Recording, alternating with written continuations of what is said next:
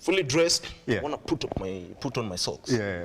And I'm like, what is this blood? I'm bleeding. Yeah. So for a moment I was shocked because it's been a while since that happened. Yeah. Yes, so I had to just lie on the bed for some time.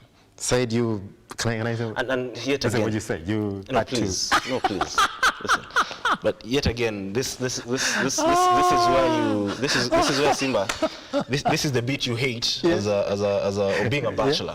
This is the beat you hate because if someone is there, they can help you. You could get help, isn't it? But if you're not, you were alone. Yes, I was alone. So. And that's it. Quite difficult. So just to summarize it, Keitany missed work yesterday because I came to work. No, hold on, morning drift. Okay. Oh, thank you. Yeah. You missed part of work yesterday because you were alone. Yes.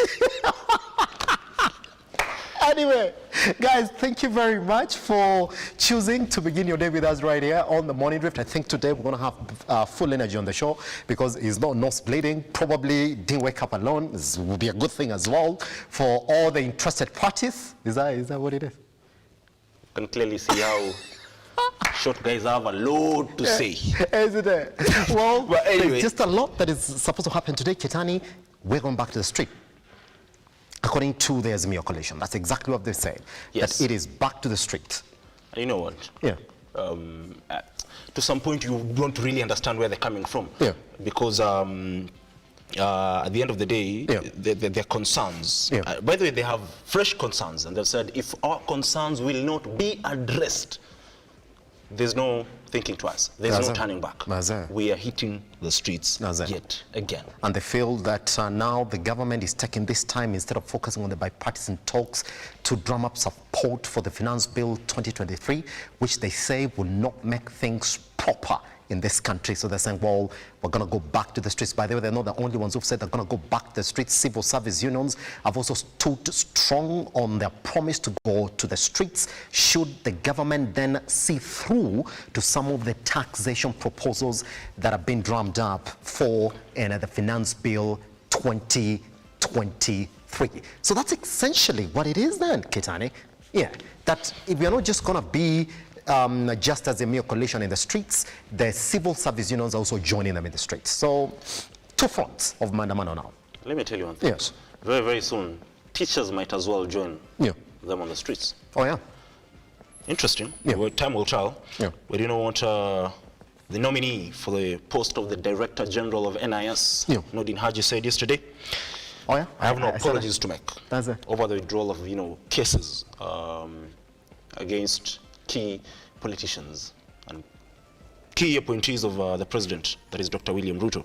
He says, yesterday was grilled because he's supposed to take over the role of Director General at NIS. And he said he has no apologies to make. The Constitution gives him the mandate to withdraw cases. And if anybody has an issue, proceed to court. He has no explanation to give. He actually did say that I acted within power. Well, that's what he's saying. Yeah. Basically. So you see exactly what it is. Keitany, this coming days after his international award for being among the most progressive, I would say, government officials was withdrawn on the backbone of the withdrawal of those cases, Keitany. Yeah, definitely. Tell you that. All right. And you know what he said as well?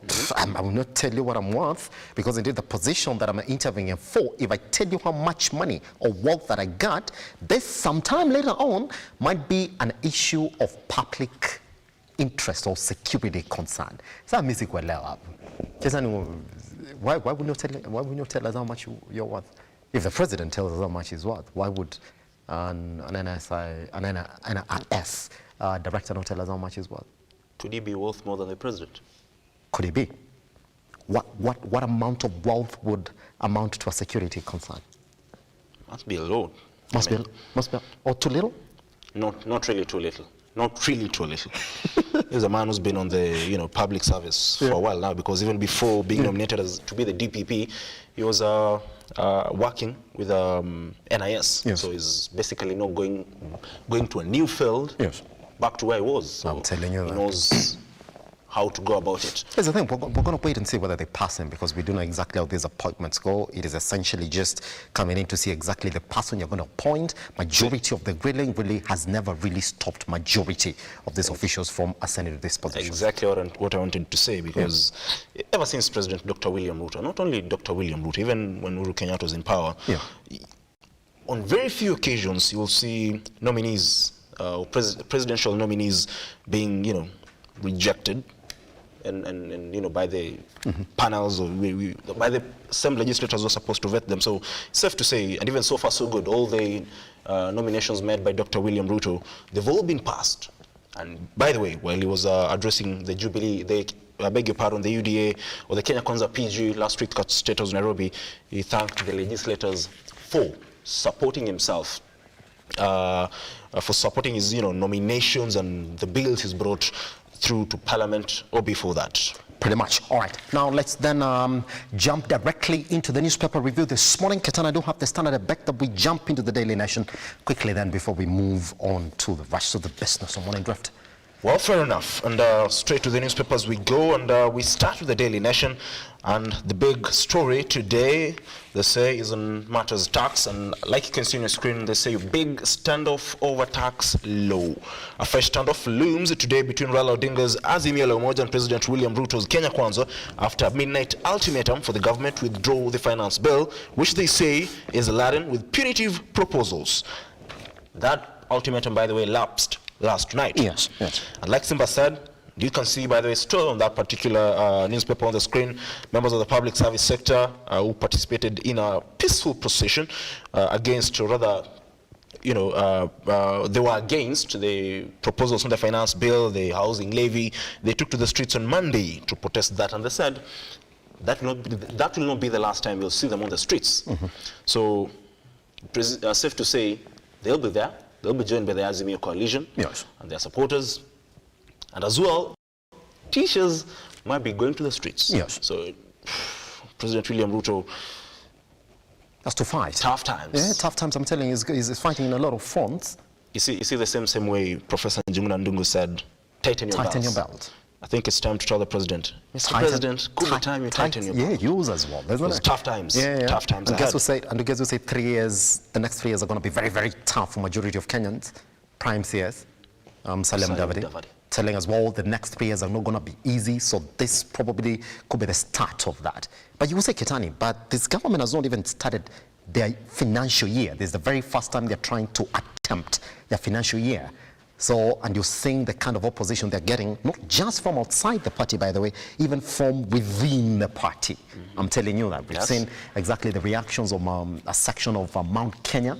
A member of Parliament, Wamuchomba, is one who's come out and said, well, I'm from within the party, but listen, this kind of proposal here is, this kinds of proposals that we're getting today to are not hustler-like proposals that essentially give us a government. Telling you that, tough times. And you see from what the president said on Sunday while speaking at a church service in Busia County. It's like we're going back to the narrative during the campaign period, because he told the people there, if you don't have a pay slip, why should you be fooled by someone who has a pay slip? So you see, it's sort of going to the narrative that was there before the elections of the hustlers and the big boys. So interesting times ahead. Interesting times ahead. But moving away from that as well, like I said, Nordin Haji, the DPP, was yesterday vetted for the post of the Director General of NIS. And of course, he was grilled in Parliament, and like I said, and I just want to quote that particular story, by the way, is on page 10 of the Daily Nation, and this is what he said. I stand by the case withdrawals I've made, and I make no apologies whatsoever.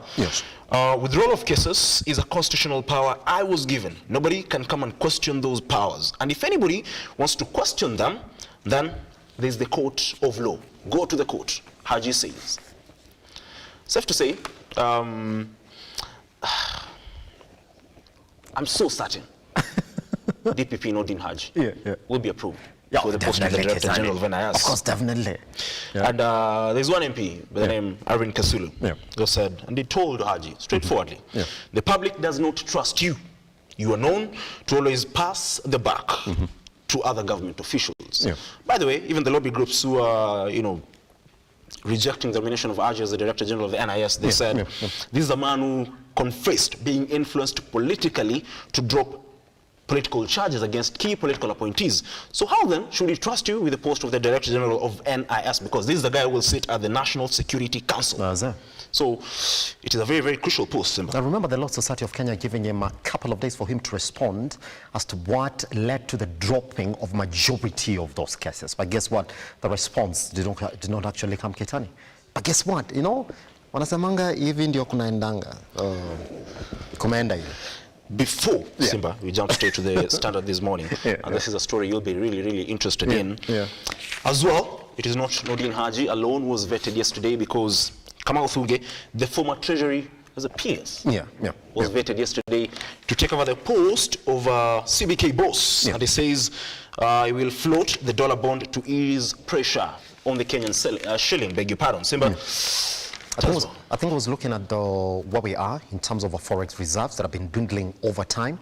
Last time we checked was around 900 and something billion US dollars. He said we actually do need to improve that. He said the best way to do that is just to drop a dollar denominated bond just to increase our FX levels within the country. It's a proper story, but then the conversation around that area is that, well, majority of the bonds that have been floated heavily by the government have been undersubscribed. What is it going to do? There have been talks of how to essentially move the government to increase the interest rates on the local bonds to around 17%. IMF has been moving on to that because currently they're around 13-14%, which is not very attractive to majority of investors locally.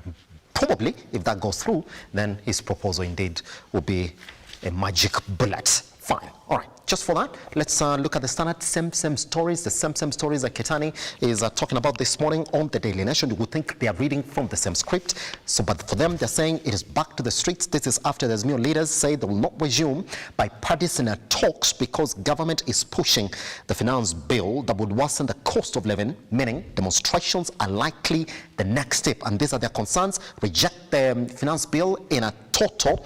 Mark Mwenje picked as the deputy minority whip of the National Assembly, replacing Sabina Chege. Now, the finance bill, as presently crafted, must be withdrawn and replaced by a bill that appreciates Kenyan suffering. And Kenya Kwanza must agree that all Jubilee members of parliament have defected to resign and face by-elections and suspend bipartisan talks until the conditions are met. So, in as much as they are concerned, then it is back to the streets, Keitany.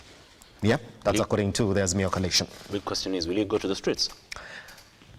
Not just them, because the teachers want to go to the streets, the civil service union wants to go to the streets, but there's a big story here that I did say, and we're going to talk about it now.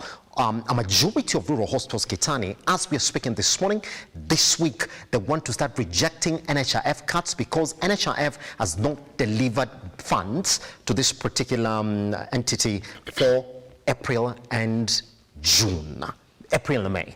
So they want to start rejecting them. So it looks as if it's not just the Azimio coalition will be the streets. We are also bound to go to the streets because NHIF will be failing. That comes in the backdrop of the tussle between the national government and the county governments over whether health should be taken back to the national county government or taken back to the county government.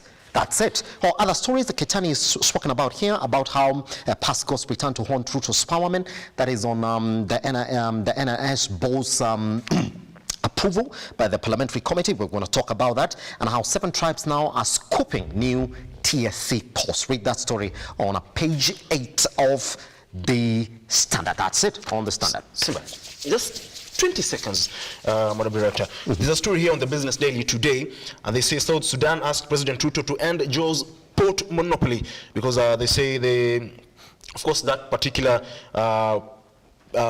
port has been, they say South Sudan government has asked President William Ruto to end monopoly of a farm associated with the family of former Mombasa Governor Ali Hassan Joho that has been handling cargo destined to the neighboring country from the port of Mombasa through the rail line. Quite an interesting story, and as well, Moses Kuria's pick to be the Kenya Bureau of Statistics chairperson is caught up in a shillings 278 million unexplained wealth case. This coming at a time even when the NIS boss is saying, if I tell you pesa niko nayo bwana, what is your worth? What is your worth?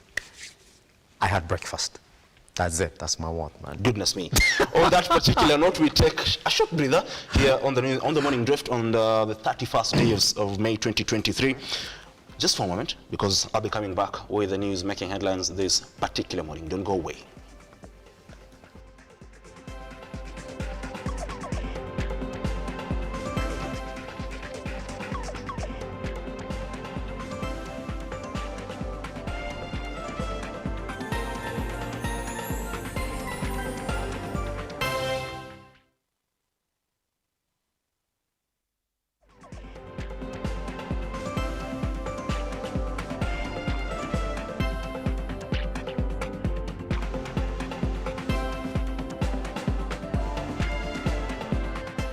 Well, remember you can watch this particular bulletin and the entire show across all our social media platforms at Lookuptv on Instagram, Twitter, Facebook, and YouTube.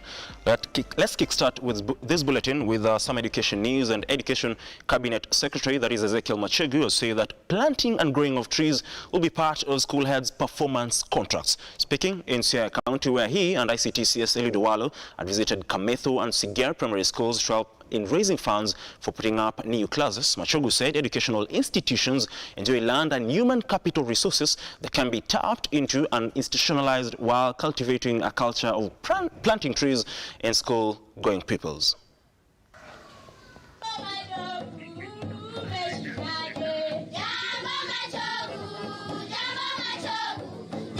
Educational institutions, all primary schools in the country, all secondary schools in the country.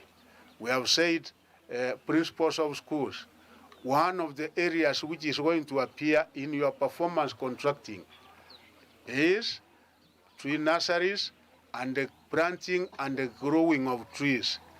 Hapo ndio nataka mashindano hiwe. We want competition in that. And we will even be doing ranking the same way we used to do ranking in performance in the matters academics. We are going to do ranking. We are going to have competition. That the money that the government is also going to release before the end of Friday, before the end of this week, is a capitation for senior secondary schools, where government gives 22,240 per child. We are also releasing that money before the end of this week to all our schools countrywide. And the amount of money that the government is releasing this week in junior secondary and also in senior secondary is to a total of 28 billion. On to matters celebrations of the Madaraka Day, and as the countdown to Madaraka Day celebrations in Embu County gains momentum, Tenri Mission, in conjunction with the county government of Embu and other corporates, continue to conduct a cleanup exercise in the streets and estates within the region. Embu Deputy Governor, that is Kinyua Muge, together with Senator Alexander Mudingi, on Tuesday took the initiative to ensure that everything goes according to plan. Katika manifesto yetu sisi tuliamua tukasema hatutaki kuongoza watu ambao ni wagonjwa, na njia moja ya kupata magonjwa ambayo inaripuka kwa sababu ya uchafu ni kukaa katika mazingira chafu. Na mpango tuko nayo, tunataka kutunga sheria tupeleke kule county assembly ambayo itatupatia uwezo ya kuwa na siku moja ambayo itakuwa ni siku open day, ambao tutakuwa tunasimamisha hata kama ni siku moja kwa mwezi, tunasimamisha biashara, magari inasimama, hata sisi zote tunasimama. Kama ni Saturday tunakuja tunapagia town yetu, hata kama ni masaa mawili, masaa matatu kutoka asubuhi. Tukiangalia mambo ya usafi, na si ati tumeanza sasa kwa sababu tuko na tarehe moja tutakuja hapa. Tunafanya hivyo kwa sababu ni njia moja ya kulainisha Embu County, ni njia moja ile ni qualification ya sile itafanya tupate city. Kafu special kwa sababu ni president anakuja. Kwa hivyo sio kawaida mwaka huu. Kwa hivyo sisi tunafurahi sana, endelea enjoy na kusafisha na maisha yetu enjoy. Kwa hivyo tunataka tuungane pamoja kuwe kusafi, na pia tunataka, mimi ni mmoja wale nimeenda Colorado nikuwa senator na nimeona ni city ambaye ni safi. Tumeenda North Carolina city ikawa ni safi. Kwa hivyo naunga mkono mambo ya usafi. On to matters Shakahola, and an autopsy conducted on Tuesday at the Malindi Sub-County Hospital mortuary shows that 10 Shakahola victims were starved to death. That is according to Chief Government Pathologist, that is Johnson Oduor, who spoke to the media after the exercise. As the autopsy process continues to gain ground, a number of those rescued from the Shakahola forest succumbed to starvation, as government pathologist Johansen Odwor explains. We managed to do a total of 36 postmortems today. Of these 36 postmortems, 18 of them were males, while 17 were female. One of them, because of the deterioration of the body, we are unable to state the gender. There was a total of 23 adults and 10 children, and 3 of them also, because of deterioration, we are unable to state the gender. As per the condition of the bodies, one of the person we did autopsy on was a fresh body, because he's someone who died in the ward last night. And it's a person who actually had been recovered at the scene yesterday, and he was in a very bad state.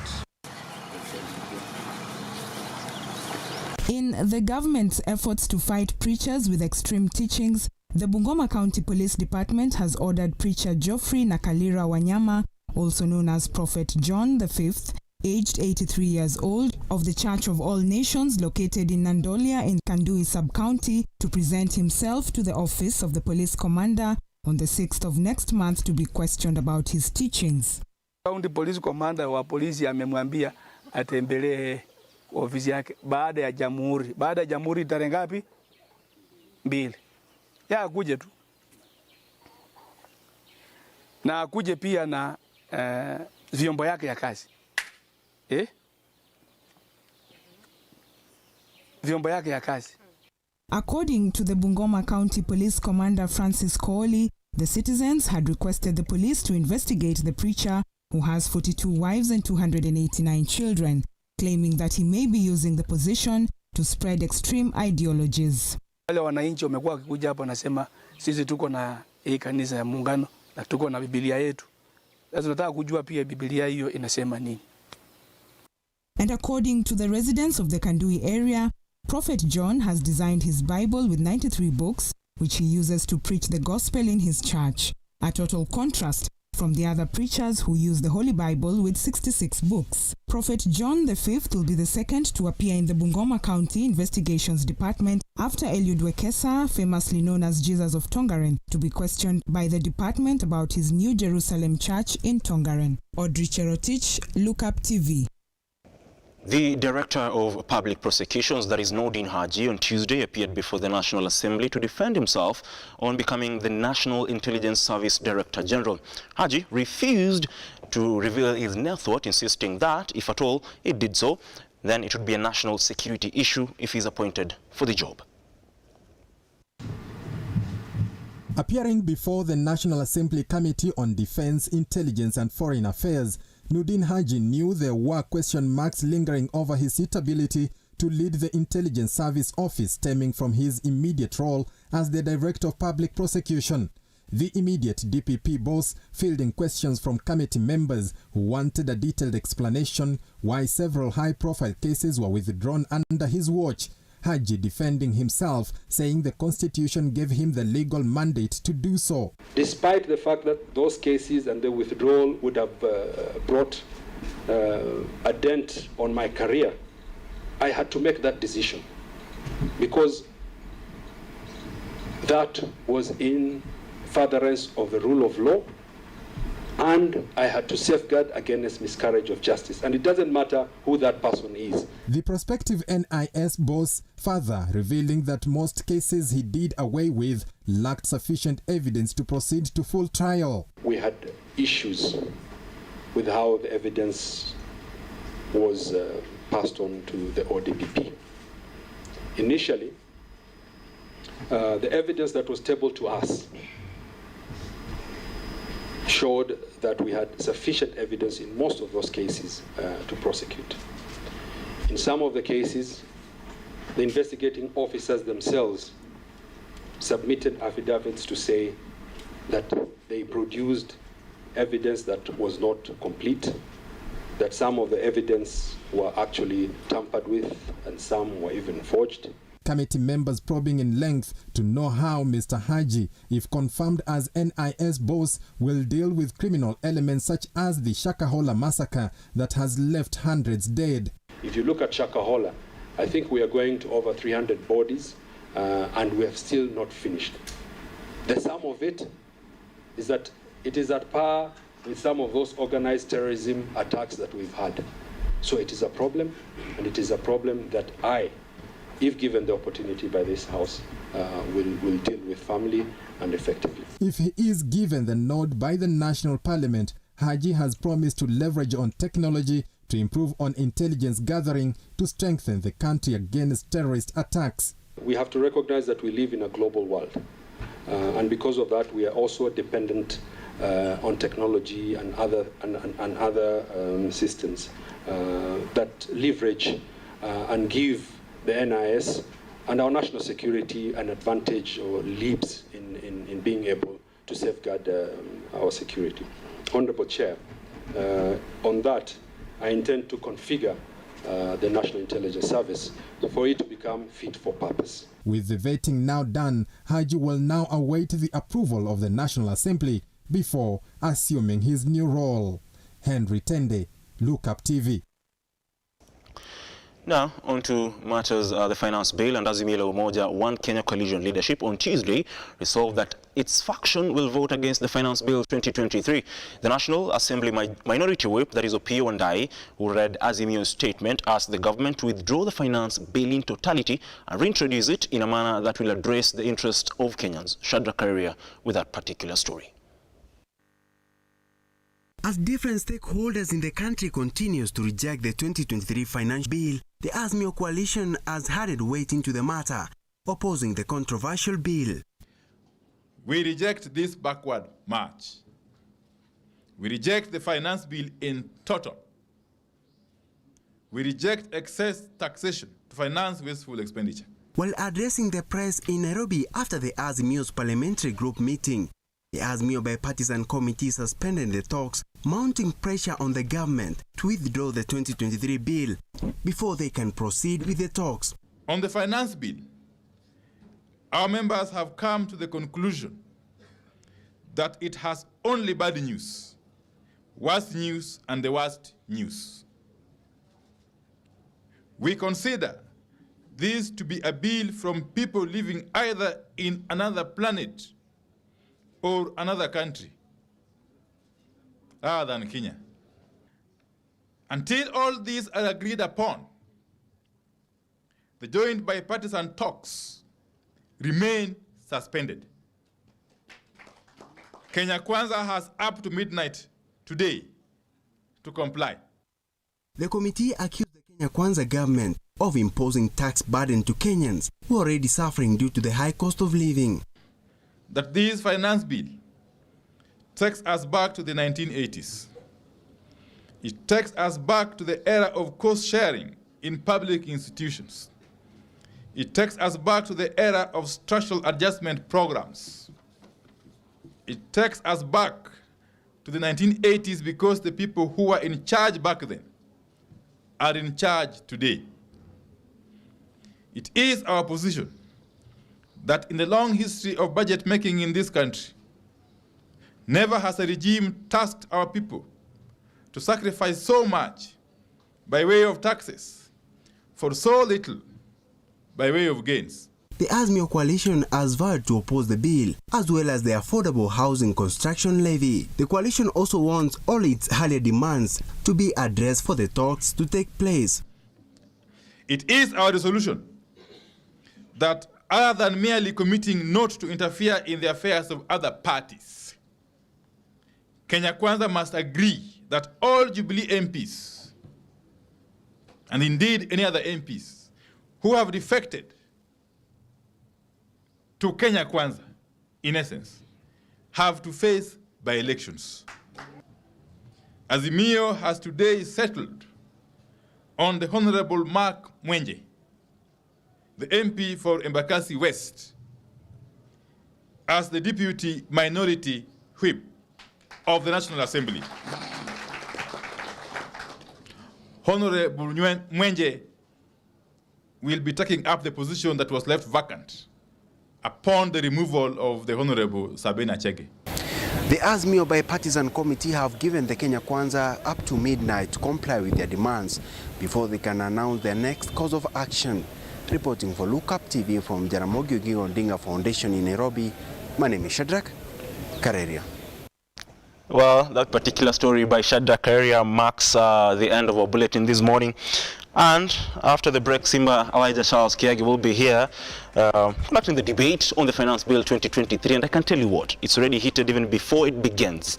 So do not go away. We'll be back in a moment.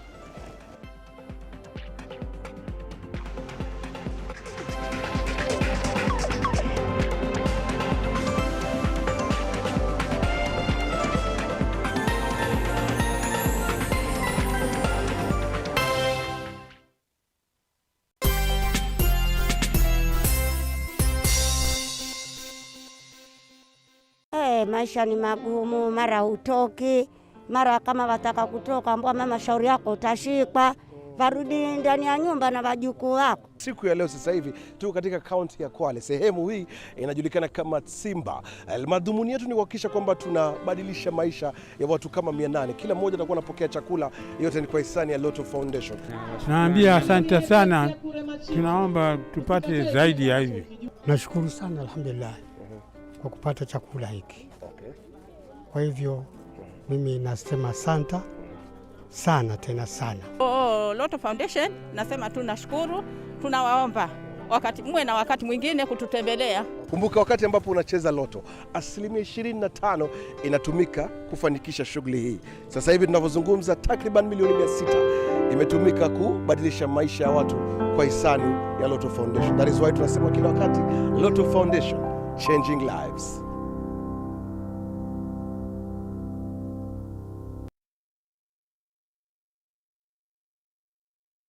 KM Lookup Media, the holding company for Muthingi and Lookuptv, proudly presents the Mount Kenya Region Roadshow. It's time to mark your calendars because from June 26th to July 1st, 2023, we are bringing the excitement to Kiambu, Murang'a, Kirinyaga, Embu, Meru, Laikipia, Nyeri, Nyandarua, and Nakuru counties. Are you ready to be a part of an electrifying TV roadshow? Join us as we embark on a thrilling journey through the magnificent Mount Kenya region. Lookuptv and Muthingi TV are hitting the road. We are coming straight to your towns. But that's not all. We are not just bringing you TV. We are bringing you an unforgettable experience. Enjoy your favorite comedians like Njoro wa Ukulima ni Mali, Marafiki, among others, live performances, and get a chance to meet your favorite TV personalities right in your own town. To our sponsors and partners, book your slot for the greatest brand experience and conversions. To book this fast-moving opportunity, call 0110-430-158 or email sales@lookuptv.co.ke. Get ready to be swept off your feet as we bring the magic of television to your doorstep. Let the TV adventure begin.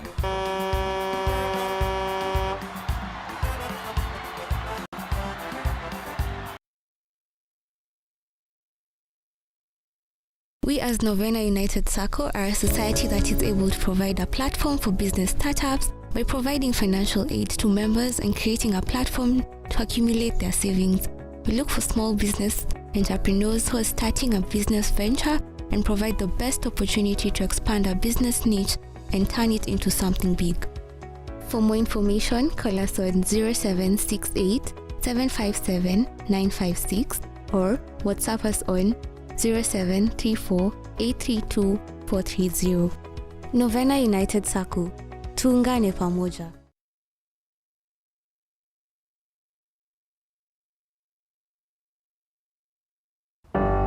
So the story we're telling today is a story of passion in practice that grows into business. We have partnered with the Youth Fund, talk to as many youth as possible and work with them, hold their hand. It is an expose of captains who have decided to take on challenges in different sectors and industries within the country. My mentors had also not started as CEOs. They grew up and they showed me how they grew with the organizations. So that's what motivated me to actually do international business.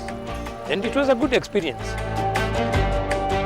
As an individual, support in bridging that care gap, part of me also to offer a solution. I want to leave this world a better place than I found it. This is the Captain's Arena. My name is Simba Elijah Charles Kiage.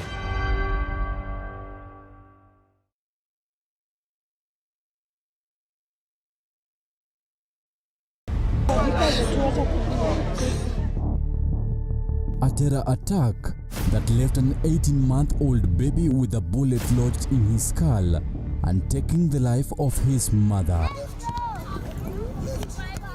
9 years later, as fate will have it, his life changed for the better. I like to play football. I'm in grade 5 and I'm turning 11 today. I know that he's gonna grow and be the best person. Brilliant kids, clever, hardworking, very disciplined. Join me, Sammy Adika, this Wednesday at 7 and 9 p.m. on Lookuptv as I bring you the story of baby Satrin Osinya, 9 years on.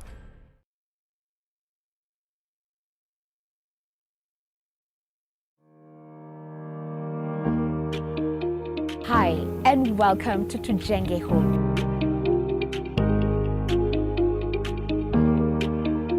Your #1 show when it comes to all things architecture, real estate, property development, interior design. You get it right here on Tujenge Home. When the food is ready. You want to serve them? Dinner is served. Yeah. Let's go. Let's go.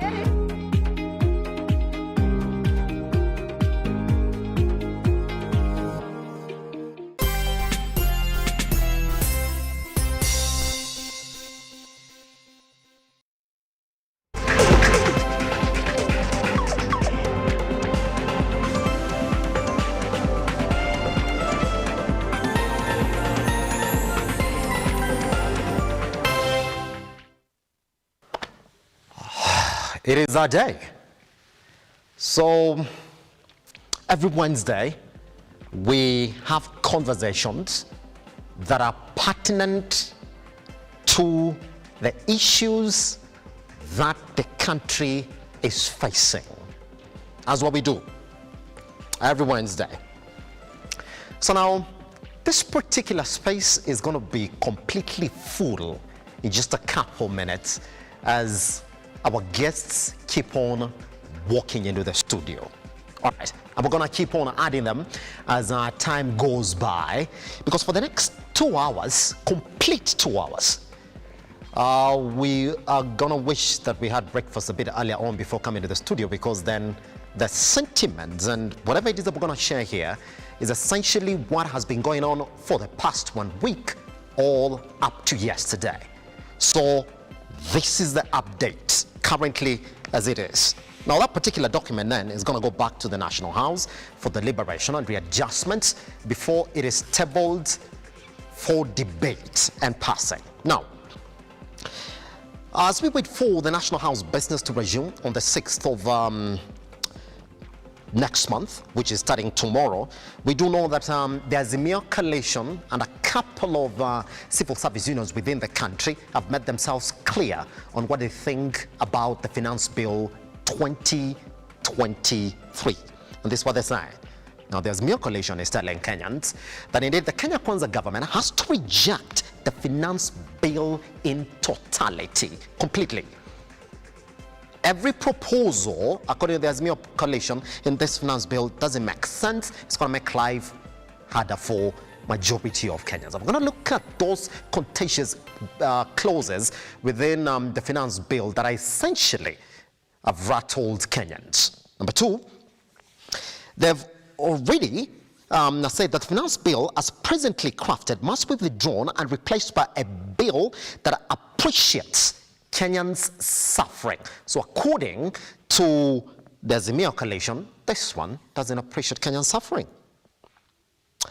All right? And just because of that, then, all the bipartisan talks have been suspended until those conditions they are calling in this particular bill are met. Good. Let's do it like this then. Let's start officially. We are online on Lookuptv across all your social media platforms. I am at Kiage Simba and our studio is filling up and it's going to be full to the brim shortly then with Kenyans who are going to tell us exactly what they think about the finance bill. Since this is Bunge la Wananchi, it will not be correct for me to make the introductions of the guests that we have in the studio. I'm just going to take a minute, introduce the guests that we have in the studio, then tell us quickly about what it is that they think about the finance bill, then come and table conversations around those particular clauses. All right, I'm going to start on my right. Quickly introduce yourself, your position, and quick sentiments about what you think about the finance bill generally, because we're going to start the debate once we're done with the introductions. My name is Joseph Wanjiro, good governance advocate. For me, I'm an accountant by profession. On the finance bill, for me, I support it, but the only with caution. I support it with caution. Yes. Why do I say caution? Yes. Because the fuel product gonna raise by 8% from the current 8% VAT, yes, 16%. Yes. So that's where the cost of living gonna adjust a little bit higher. Yes. But on the other things about the finance bill are strictly and good for the country to move on. Thank you very much. Joseph, pass over the mic. Kindly introduce yourself. Quick sentiments about what you think about the finance bill. I'm Joseph Keitany. Well, we have two Josephs in the studio today. Yeah, yes. I'm Joseph Keitany. Yes. AKA Kenya wa Kenya.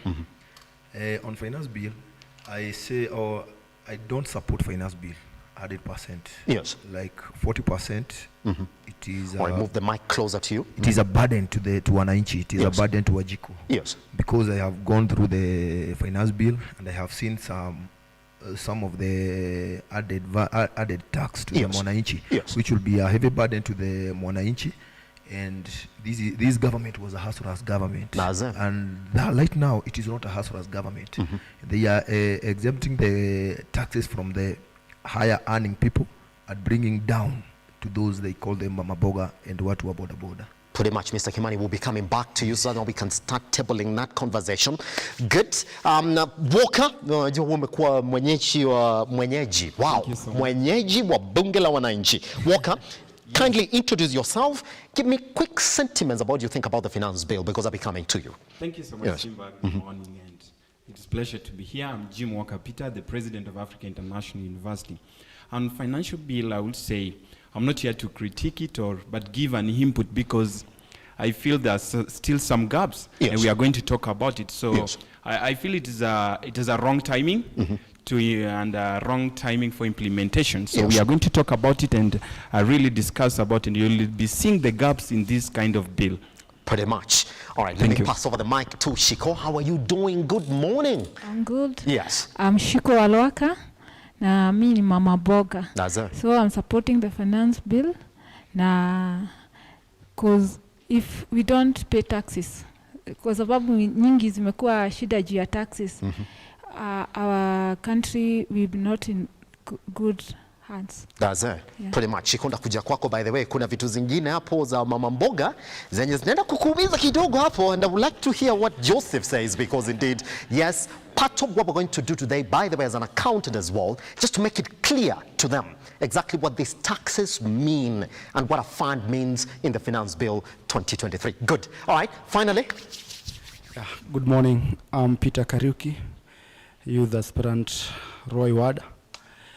For me, I don't support the financial bill 100% because it has a lot of gaps that is not addressing the common mwananchi. Because when the Kenya Kwanza government was coming in power, it was promising Mama Mboga, the hustler, that they were going to treat them well. Yes. So for now, this financial bill is all about unemployment and the employment one. Yes. Because if you see what they were talking about, the 3% tax on housing, yes, that one is not supporting any Kenyan, especially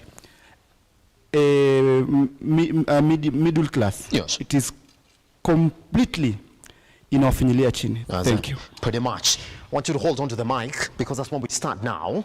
I want you to pass over the mic to Joseph. Good. Now, Joseph, I'm going to read for you the first one that has been quite contentious. And you say that the only issue that you have with the Finance Bill 2023 for you, from where you're standing, is that now petroleum products in the country are going to attract a total of 16% VAT. And I'm going to come to you on that as well. But let's start with the first one that has got majority of Kenyans rattled. And they're asking this question then. The 3% housing fund, and they're not calling it a tax. It's a housing fund. That's what the government is calling it, that the employers are also going too much. The 3% from the employer's side. So you put it at 6%. And they're saying that this essentially would, number one, create jobs for the unemployed youth within the economy, and also see to the improvement of the housing standards within the country, which they say are deplorable. Now, Joseph, let's begin from this particular point. This week starts on Sunday. Okiya Omtata, by the way, who was here again yesterday speaking about the issue, said, I challenged this particular one in the courts when Uhuru Kenyatta and one William Ruto proposed it. The courts listened to me. They made this a voluntary contribution. Currently, according to CS Korea, we have 30,000 Kenyans only on the voluntary program. Let's begin like this. They're not calling it a fund, but they're not calling it a tax, but then they're saying they're going to pass it and make it mandatory. Is that not a tax? From an accounting perspective, Joseph, is this not a tax? I will tell you this.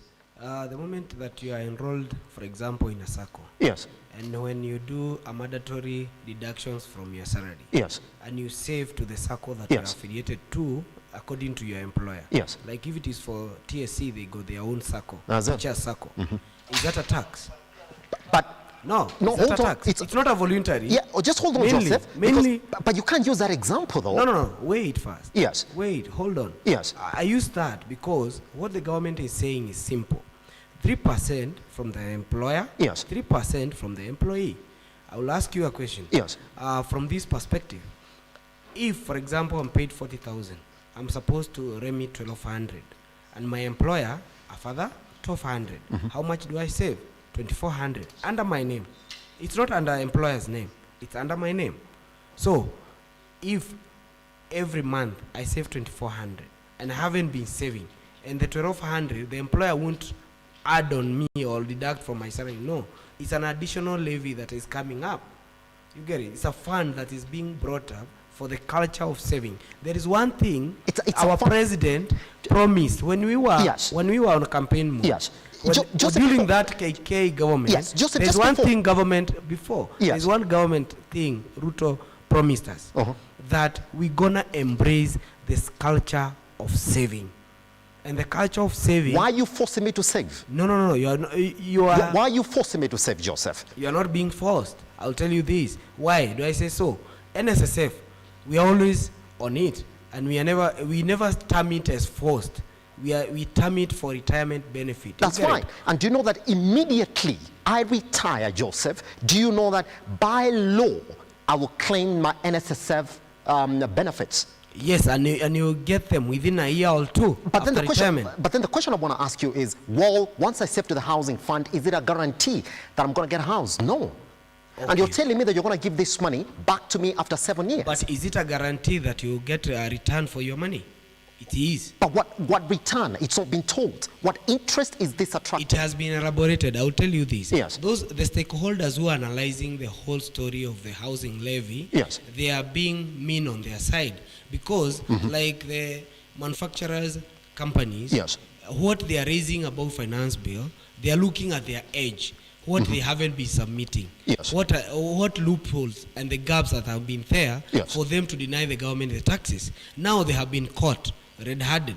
They have to submit whether they like it or not, because the cause of waivers have been favoring the rich, yes, not the middle class. The middle class has always paid the taxation. And that's why majority of the middle class are all silent, because they have been bearing the burden of taxation. Yes.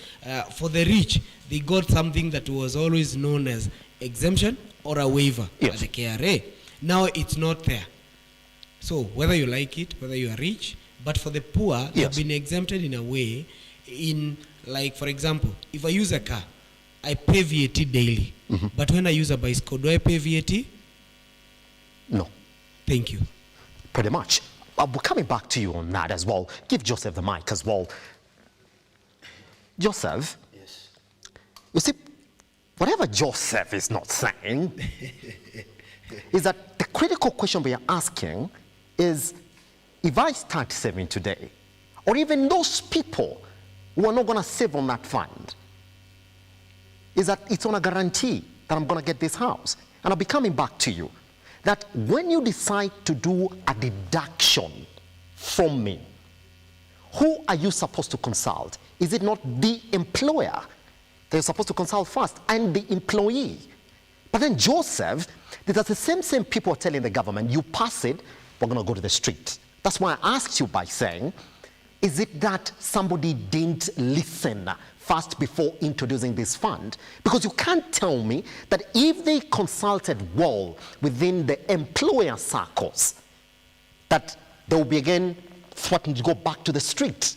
That's what I'm saying. Is somebody forcing for something to happen here? Joseph. First of all, on this matter of 3% on housing levy. Oh, by the way, the mic, ni kama chocolate ile mic ingine, you hold it like this. Okay. Don't touch it on the, just kidogo tena, apa. Okay. There, good. On this housing levy, yes. First thing from the mwananchi, the common mwananchi, yes, they have lost trust with this government. On one issue, there was a, nikiweka Biblia chini, bei ya unga itakuwa 70. We're going to come back to that, by the way, Joseph. Okay. Just like that. Yeah. The next thing, after swearing of Ruto, President Ruto, yes, he promised wananchi the gas will be at a cost of 500 to 300 shillings. Yes. Then after an interview, he said it's like cylinder, gas cylinder. By those two things, the mwananchi have lost trust with this government. Yes. On this 3% levy of housing, mwananchi is concerned, how will I be refunded my money back, and yet the government that promises unga ya 100, unga ya 70 within 100 days haijaleta. That is another thing. Another thing on this levy, it is 3% to low earning Kenyans. Yes. But they say 3% up to 2,500. 2,500 from 2,500. Yes. From employee. Yes. 2,500 from employer. To those who are earning more, like an MP who is earning 30,000 per day. Why is it not 3% from the all Kenyans, whoever owns millions, who owns those little money? Yes. You see, there is a hidden agenda. There is a hidden thing that will be milking the mama boga, that will be milking the small mwananchi. If it is 3%, let it be 3% to all individuals, whether it's president, whether it's somebody in a bank who is owning millions, let it be 3%. But you cannot say it's 3% to a person who is it is 3% to a person who is earning 15,000 per month. But it is not 3% to a person who is owning $1 million per month. You give him a limit and you say it is 5,000. That is not light to the people of Kenya. Another thing on this housing levy, in Kenya yetu, we have seen peoples learning under the shade, under the trees. Under the trees, there are no schools. We have seen the police. Hakuna watu wanakaa vibaya kama polisi wetu. So when we say we are building houses for our employees, let the government start with police. Let the government start with those civil servants. We have seen Uhuru building these houses. There is one in Gara that is going on. I have seen another one at Kiambu next to Kiambu prison. Right now they are occupied. Hakuna pesa Uhuru aliitisha mwananchi ajenge hizo nyumba. So why is it a must this 3%. How can you trust this 3%? How can you trust the refunding of your 3% after 7 years? So for you, Joseph, your issue is trust. Trust. Just on the failure of delivery of the promises that they came into government with. Yes. Fantastic. Nataka kushikia hapo. Joseph, ndarudi kwako by the way. Narudi kwako, and that's why we're sitting here today. Because then, Joseph, you can actually say that indeed a trust issue in a finance bill would be wrong. I mean, it is me who's going to pay that money. You can't say that it will be a misconception. Just hold on to that, Joseph. Let me cross over to you right there. You see, the issue here that Mr. Kimani is raising is just the trust issue. That you have a government that is telling you, lipa 3% housing fund, tutakupatia nyumba. Lakini in the case that atakupatia nyumba, kuja after miaka 7, utachukua pesa yako. That's the issue now, where we're not trusting this government. Let me first start like that. Do you trust this government going by the 7 months they've been in office in terms of what they promised they're going to deliver within the first 100 days? No, I can't, because they have not delivered what they promised common mwananchi. Because President Ruto, he promised the hustlers that in the first 100 days, the bei ya unga will go down to 100 shillings. But for now, people are suffering. The bei of unga is 250, almost there. But how can you introduce now this financial bill to Kenyans when they are suffering? Yes. It is a burden to every Kenyan. Because for example, currently, about the 3% tax to housing from the housing levy, this person who's going to retire, let's say from next year, how will he benefit there? Because, for example, I'm retiring this year. That 3%, where will it go? Joseph, take the mic. I'm going to retire next year. Son, you're telling me to pay, and you're telling me to pay 3%. I'm ready for Joseph, any question. Yeah? I'm ready. Jump right in. One thing I'll tell you, the trust issue is... Joseph, begin on this one. Somebody's retiring next year. You're passing this bill now. You're telling them it's a must they contribute the 3%, but this money comes 7 years later. I'll give it to you. Okay, I'll start with one thing. Yes. The 3%, there is something we call in accounting. Yes. Higher or whichever is higher. That's it. You get it? So from what Joseph said, yes, it's a 3% or the word or. That's where the issue and misconception are coming through. Because the prayers who are advocating for this, they are looking for their gains or their pains. They're not looking for what the common mwananchi would get. Like for example, Mama Mboga is not employed. True? True. Is she contributing for 3%? She's not contributing. She's not. But is there an employer who is contributing 3% for her? No. No. But is she a beneficiary of that housing fund? But is it definite that she's going to be a beneficiary? Yes. In this sense. Yes. One, his son or their daughters will be employed on these sites. Yes. That are for those housing. Who said that this housing won't house the police? Who said this housing being built won't house those people that they are being claimed that they have been neglected in terms of housing? Yes. Who said so? We should read the whole thing. Let us not argue more about the 3%. Let us argue below 3%. What next comes in? The same way you said that akiweka Biblia chini, unga itashuka. I'll tell you, it went down. When Uhuru was vacating the office, most of our ungas were selling at 247, 300 look at the reaction of the I'll gentleman. Look at the reaction of the gentleman in front of you. Yes, yes, Joseph. Yes. We always misconcept. Yes. And we don't argue with fact. Yes. I'll argue with the fact. Yes. Get your mic closer. Yes, go to your Google. Go to your Google. Yes. When Uhuru vacated office, September 2022, unga was selling between 232 and 296. Peter, how much is unga from right the premium flour? How much is unga right now? From the premium for the sake of the conversation. For the sake of the conversation. Yes. Currently, unga is being selling from 166 shillings to 247 shillings for the premium. Gentlemen, that is the truth. Gentlemen, we can go to any supermarket and get pretty much.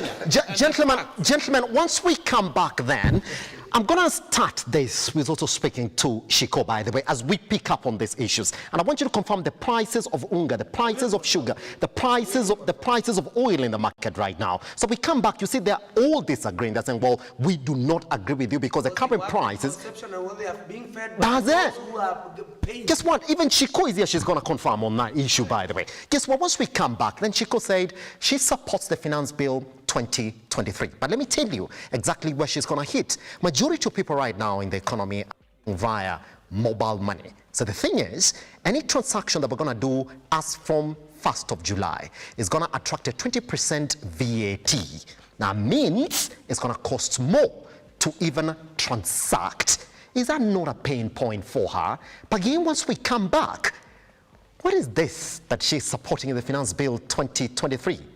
Once we come back right here on Lookuptv, this is the Morning Drift. We are in it, and we're here to say for the next 1 hour, 30 minutes. So join us online. Good morning.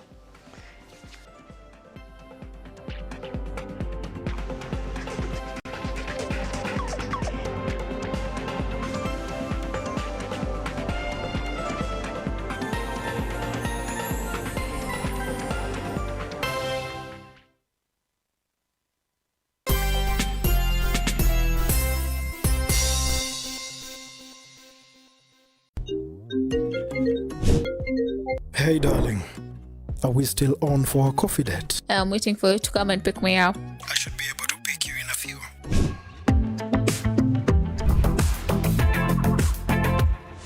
It's a coffee yogurt date? It's not just a yogurt, it's royal coffee yogurt.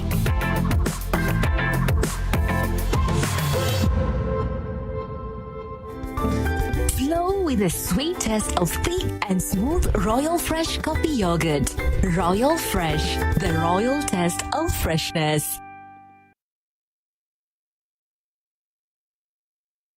Mizizi Africa Homes is Kenya's fastest growing property development company. We offer home and investment solutions that are cost effective and of the highest quality. If you are an aspiring homeowner, look no further than Mizizi Africa Homes for the best competitive rates in town. Introducing our new project at Bustani ya Mizizi in Malindi, a prime property with close proximity to Malindi town.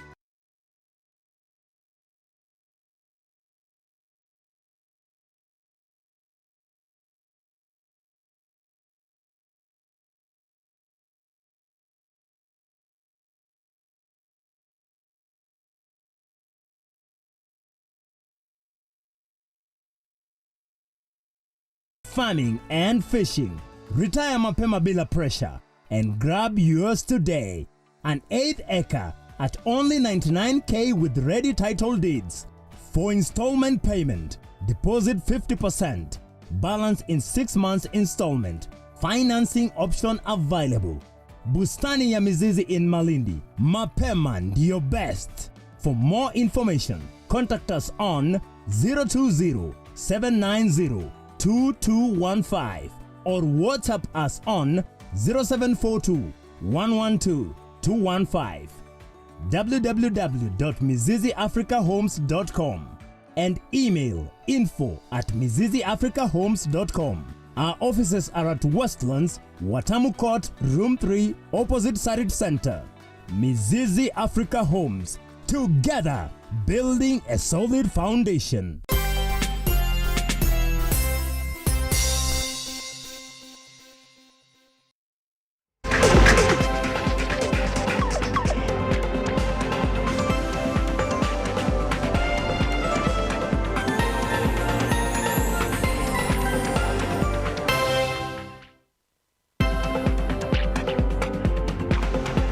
Good. Thank you very much for sticking around on the Morning Drift. Let's continue with that debate. We still have 1 hour, 30 minutes to kill this, and we're right here to actually jump into it.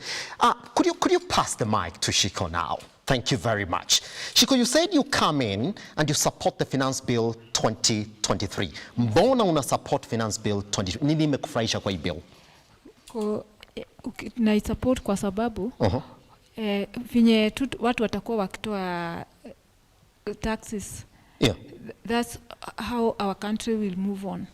Na hatuwezi kaa bila taxes in our country. As in this country, na ile manifesto ilikuwa ya Kenya Kwanza.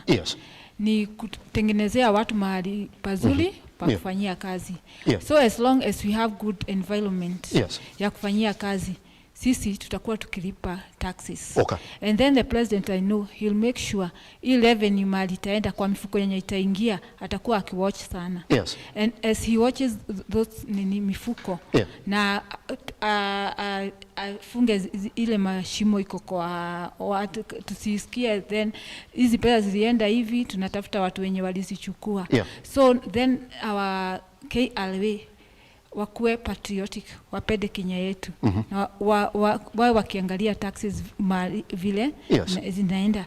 Then our country will move on, na sisi even we volunteer ourselves to pay those taxes. Because we have those good environment to work, na tunapata pesa. Because huwezi itoa taxes kama huna pesa na huna kazi. So if you have somewhere to work, we will pay those. We will volunteer to pay those taxes, because we know. Then our president, I know, he wants Kenya to be its own. Tuache kukopa kopa, because that kukopa ndio imeleta hii mashida yote ya watu kulia, hakuna pesa. As we can look 3 years ago. 3 years ago, a dollar was 100 shillings, and today is 130. Could be at 35, 135, yes. It's 130. So it has increased in that percent. So that 30% tukilipa na dollar, because tunalipa hizi madeni na dollar, it will have increased in that percent. Acha niulize swali moja kutoka kwa hii bill, mali imekuguza vizuri. For us common citizens, by the way, what we look at is on excise duty and VAT. I'll be coming back to you on that. Now, Shiko nadhani uko kwa biz, sindio? Aya, acha nikuambie vile hii imesema. As from July of as from July, increased excise duty rates, mobile money transfer services, 12% to 15%, were increased by 3% again, all right? Creating a likelihood of increased mobile charges by telco operators. Excise duty kwa mobile charges increase. Again, hapa ni mali wameona tutatoa wapi pesa. Wamekuja kwa mobile money transactions, which essentially affects your customers. Your customers, number one, wako na VAT side ingine na wahit. Alafu tena wamekuja kwako, now they'll be told maybe to move 100 shillings, it'a cost more. Meaning, you might see a reduction in those people who want to pay for your services, because they know if I pay for those services that I'm going for, I'm losing more money. And you're still supporting. Yes, I'm supporting it kabisa. Una supportaje mali yako inakuwa affected? Okay, you know, yes, I'm married now, and I'm a mother. And I have children. Na vile nilikuwa nipate hao watoto before I got morning sickness, ndio. So, tupate, we have to tusikie hiyo uchungu. Na hiyo uchungu ndio hatukuisikia. Unajua ndio ulipe taxes, unafaa uangalia around uone kama kila kitu kiko sawa. Ndio usema hii government yangu naipatia taxes. Shiko nataka kuniambia ukiangalia around taxes zako zenye unalipa vizuri tu hivi, 3% yako ya mobile transactions ikienda uko tu sawa. As long as I have a good environment to work. So you're saying the environment currently that the government is proposing kwako iko sawa. That's fine. Walker. Yes. All right, let's talk about it. I want you to first speak on the 3% housing fund that we're talking about here, and then again, acha tuzungumzie story sasa. Players in the gaming industry, all right, where majority of your comrades are, by the way. And I know esports, which is a very rising game, all right. Now, players in the gaming industry are, for instance, required to remit an excise taxes within 24 hours. Again, that is one. Again, on our cosmetics, all right, where we have human hair, wigs, false beards, okay, eyebrows, eyelashes, and artificial nails, they'll begin attracting excise duty at the rate of 5%. Now, wait for it. Other excisable goods, by the way, that are going to attract tax, okay, are imported fish at 100,000 shillings per metric ton of 20%, powdered juice at 20%, and imported cement at 10% of the value of 1 shilling and 50 cents per kilogram. let's start from there. Before we go to withholding tax, where all the content creators, by the way, young people in this country, when you're looking at hustlers, now they'll have to pay 15% withholding tax for anything they earn out of whatever it is as they make. They make millions. Hold on. We're going to come back there. Jim. Simba, this morning, Jump in. why we are here is because this kind of bill has heated a debate. Yes. But you can realize something. There's something missing. There's a gap. The citizens are not yet aware of the bill. But I want to tell Kenyans one thing. The president has got a lot of capability. Joseph, is that what it is? That indeed we are talking about a bill which majority of Kenyan citizens do not understand. Because of misconception. Is it misconception? Simba. Would you call it misconception, Jim? Not really misconceptions. Yes.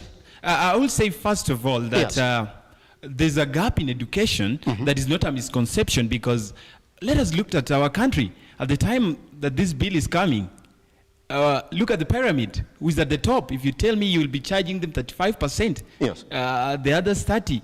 What is the uniformity? Who is at the top? Who is at the bottom? So it's not really a misconception. But one thing I will advise, the president, is that this bill is a good one for the country, but it has a wrong timing. Look at the economy. Look at what is happening. The common mwananchi is already inflicted. There's much pain. And so the economy is not doing good. And also talking about if we'll bring it from the last year's or the previous regime that was pro-handshake, and our president was also included. I would say this pain we have, it was a mess from last year. The president, it's not possible. We run this government, we run these financial institutions. Yes. And we know when a previous regime inflicts some pain, it will take us time to correct the mess. But when we are talking about the gaps, our president is doing a paperless economy. We are moving to a digital world. So we are so sure that the gap holes are going to be closed. We are so sure that with this bill, it can wait a bit. My question is, Joseph, but I'm coming to you. Could you hand over the mic to Alfred? Alfred, let me ask you a question. And I'm going to come back to whatever we have here. And Joseph, listen keenly. This government came into place on the basis of being a hustler government. Hold on. Ya watu wadogo. Ya vijana. All right? In fact, they were saying it's time, vijana, pia they have a say in government matters. All right. Now let's go to these goods that have been excisable. All right? We are talking about human hair, all right? Wigs, false beards, eyebrows, eyelashes, artificial nails that will begin attracting an excise duty at the rate of 5%. Alfred. Also, games and content creators within the industry. Is that not where you find majority of young people trying to make a living in this country? That's where the majority are. Would you say that's where majority of hustlers then are? Simba? Yes. This is a punitive bill. Yes. And I think it's like we are in Egypt. We are not in Canaan. Yes. We are back in Egypt. No, Simba. Let me disagree. Let me politely disagree with my friend Alfred. because Simba, this is Kenya. Yeah. All right, but you say we're in Egypt. When Ruto took over the office, when President Ruto took over the office, majority thought that now we are going to get milk, honey, and those other things. This is our government. On the back of the promises, isn't it? Yes. This is our government. Yes. But currently, it seems like we are in Egypt and we are being led by Pharaoh. My friend here is saying that Unga currently retails at, I don't know, 160, 180. There's nothing like that. I have a shop which I'm running. Unga retails at 230. Listen. And that is Pembe. Listen. Kavagara, almost 300. Listen. So if you go back to the cooking oil, 1 liter, currently it retails at 250. Yes. Is that let's assume that someone who normally go out to look for maybe money for his family is a hustler, as we put it. Yes. Let's say that in a day this person has come back with 500 bob. Yes. Will he manage? Yes. To give his family the 3 square meal using 500 bob? Does it? It can't. Yes. Secondly, the government is forcing us on the 3%. And I want to say these people are very wise. The 16%, which they are trying to enforce on the fuel, that one is not a discussion in the country. People are too much focused on the 3%, which is the minimum one. People are supposed to focus on the 16% yes. on the fuel. Yes. I agree. Again, the 16% on the content creators. Yes. But if you look, I will say that majority are often wrong. Majority turned around and start worshiping Jesus Christ. Majority yes. Disagree with yes. Galileo Galilei yes. when he said that he's seeing some, when he said that the earth is spherical. Majority disagree with Christopher Columbus when he says he's seeing some bodies in the outer space. That's how majority currently who are on the street are only on the street demonstrating against the 3%, but they're not seeing the 16%, yes. which is going to affect. And Simba, that is what you were talking about. Essentially that, isn't it? Essentially that. Joseph, just hold on. Yes. Just hold on. I'll be yes. coming back to you on that. Joseph, take the mic from Alfred then, so that you can actually defend that. And I want to ask you on this basis. What sort of citizen are you? Do you vote people in, or do you vote the ideologies of these parties that come into power? I voted for ideology. Fine. Next question then is going to be this.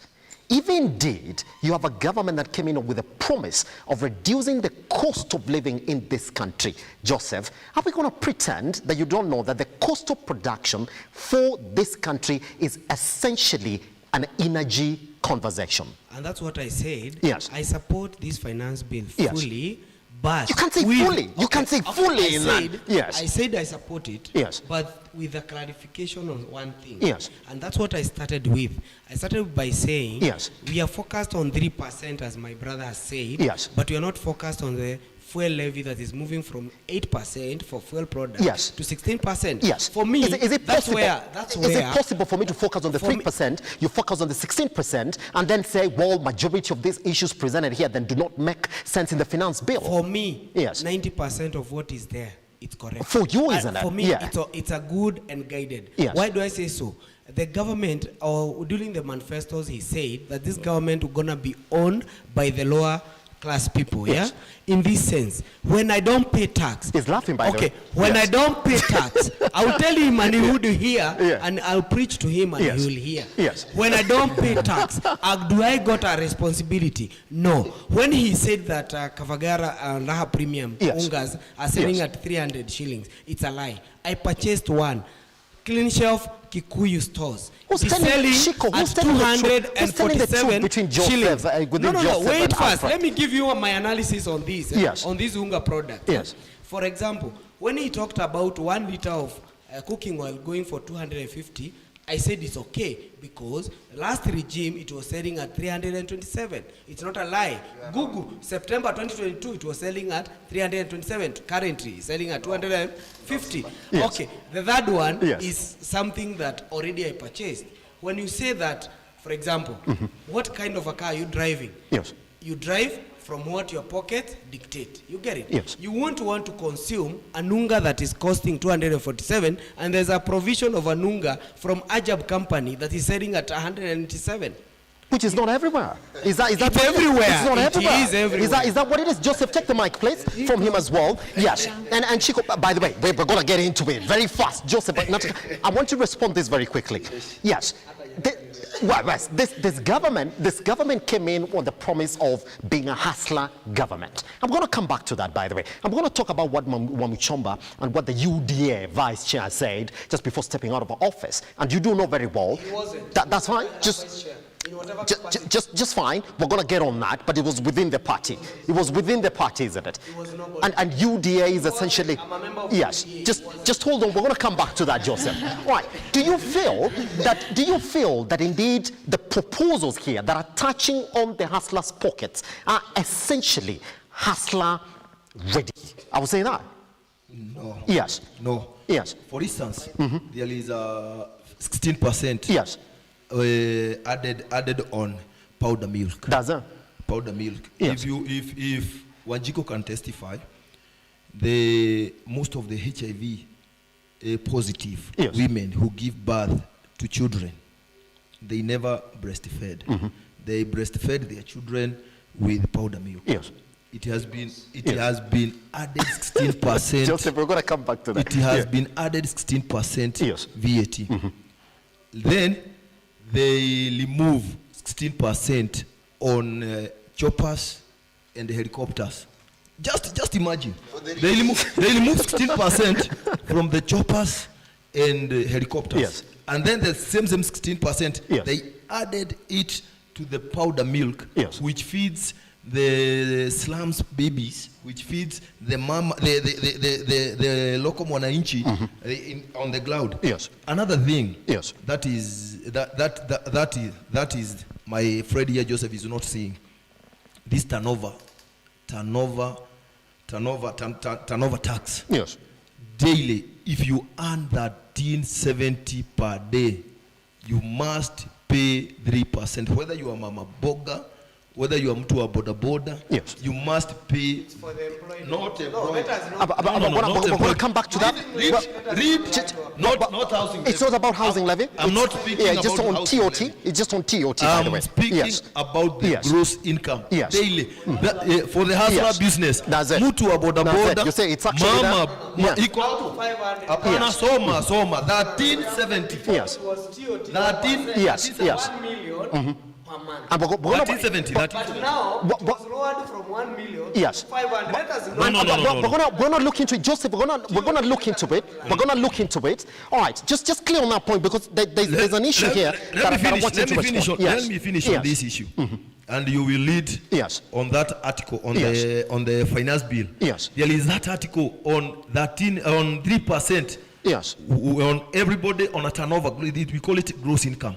On a turnover, every day you pay 3%. Now this one, the finance bill has said the commissioners will introduce the KLA men who will be going to the streets collecting this 3%.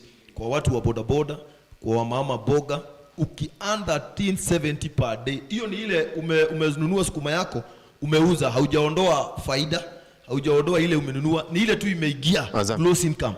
Hiyo ni kitu moja. Another thing on this 16% on fuel levy. Wacha tuite 8% kwa sababu tayari tuko na ile 8% ambayo ilikuwa inapiganwa sana na Kimani Waishong'o na Dede Nyoro on the last regime, wakisema you cannot add 8% on fuel levy. Walikuwa wanaipiga sana.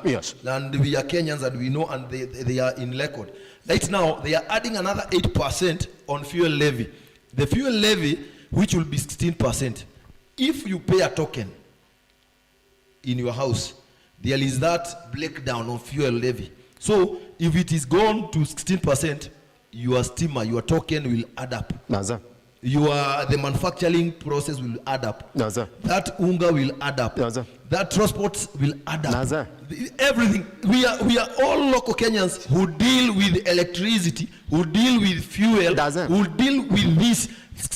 If they can remove the 16% on fuel levy on this finance bill, it will be beneficial to our Roko Wajiko. If they remove this 3% on gross income, the daily turnover income, it will benefit Wajiko as Mama Boga. It will benefit mtu wa boda boda. It will benefit those low income people. Imagine a fundi.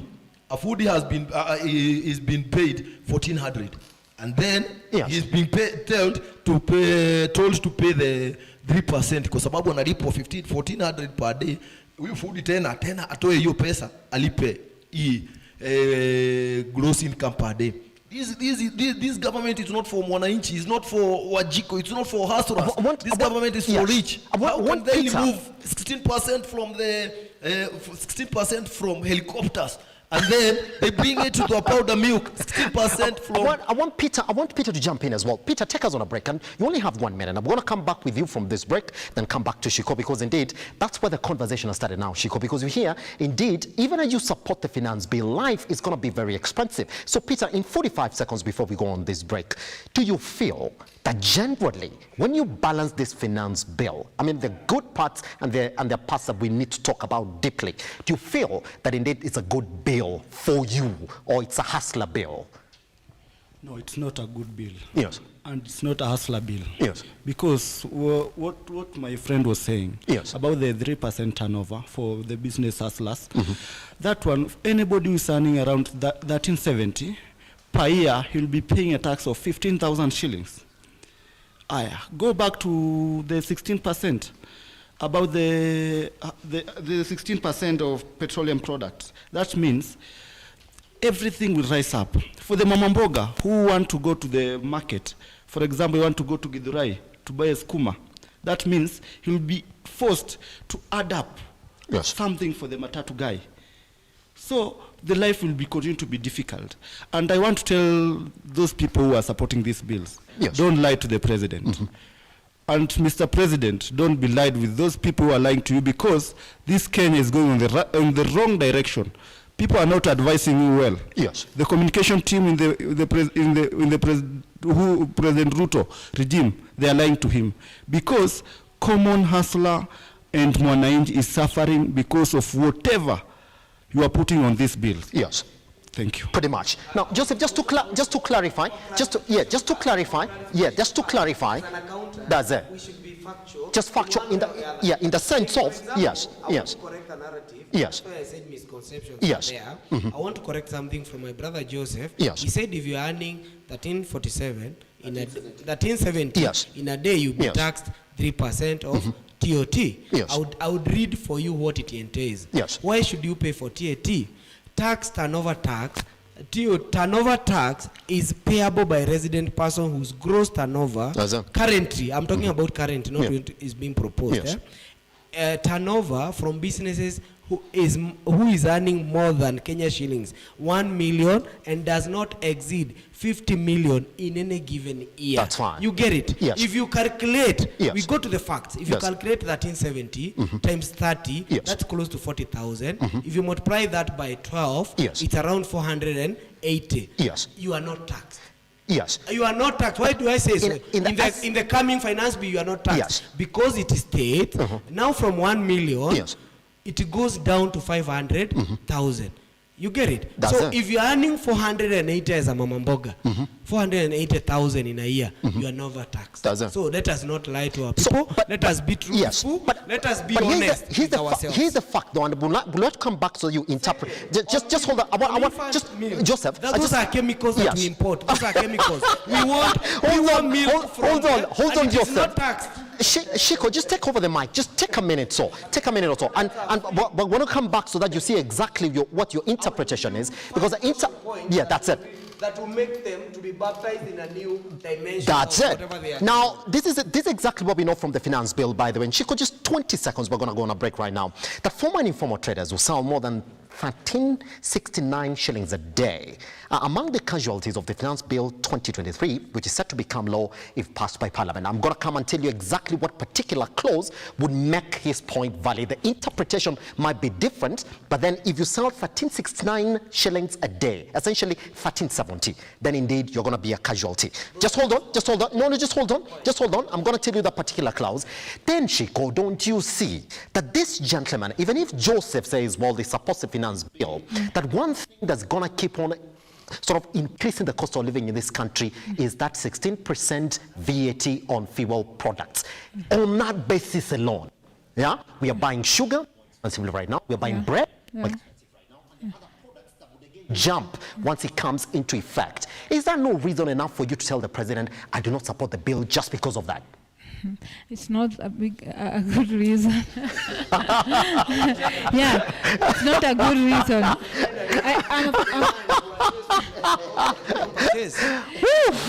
Yeah, Walker, you have a task. Yes. You have a task. Guess what? Yeah. Shiko, just hold on there. We have a task then to convince Shiko exactly what options are there if you're saying that the economy is energy driven, and then indeed you're saying, well, there are options within the country. Guess what? We are in it. Once we come back, Joseph is going to explain us exactly what it means then for you to be a casualty in the Finance Bill 2023 if you're making 1,369 shillings per day. Why you're a casualty. And once we come back, Shiko, you're going to convince us why indeed just 16% on VAT will not make you tell the president, wachana na hiyo mambo.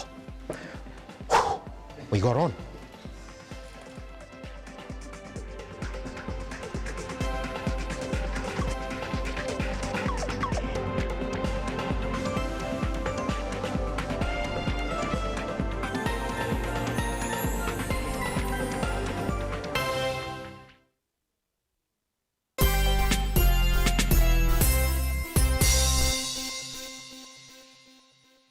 KM Lookup Media, the holding company for Muthingi and Lookuptv, proudly presents the Mount Kenya Region Roadshow. It's time to mark your calendars because from June 26 to July 1st, 2023, we are bringing the excitement to Kiambu, Murang'a, Kirinyaga, Embu, Meru, Laikipia, Nyeri, Nyandarua, and Nakuru counties. Are you ready to be a part of an electrifying TV roadshow? Join us as we embark on a thrilling journey through the magnificent Mount Kenya region. Lookuptv and Muthingi TV are hitting the road. We are coming straight to your towns. But that's not all. We are not just bringing you TV. We are bringing you an unforgettable experience. Enjoy your favorite comedians like Njoro wa Ukulima ni Mali, Marafiki, among others, live performances, and get a chance to meet your favorite TV personalities right in your own town. To our sponsors and partners, book your slot for the greatest brand experience and conversions. To book this fast-moving opportunity, call 0110-430-158 or email sales@lookuptv.co.ke. Get ready to be swept off your feet as we bring the magic of television to your doorstep. Let the TV adventure begin.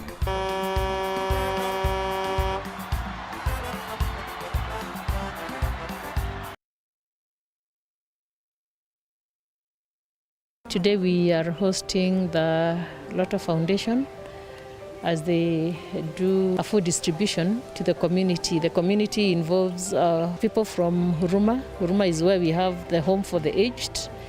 So quite a population from the home are getting the gift packs. Most of our children come from Githogoro and Huruma. These are informal settlements. Honestly, these parents have not been working. The number of children that will come to me, even the ones who are not in school, and tell me, Mwalimu, we have not fed for 3-4 days, is quite huge. So this will go a long way. A family that has not fed for 3 days, they will at least get a meal. We also thank Lotto. This is the second time that you're coming, and it always makes a difference. It always makes a difference. Thank you for your help. Together, we are changing lives.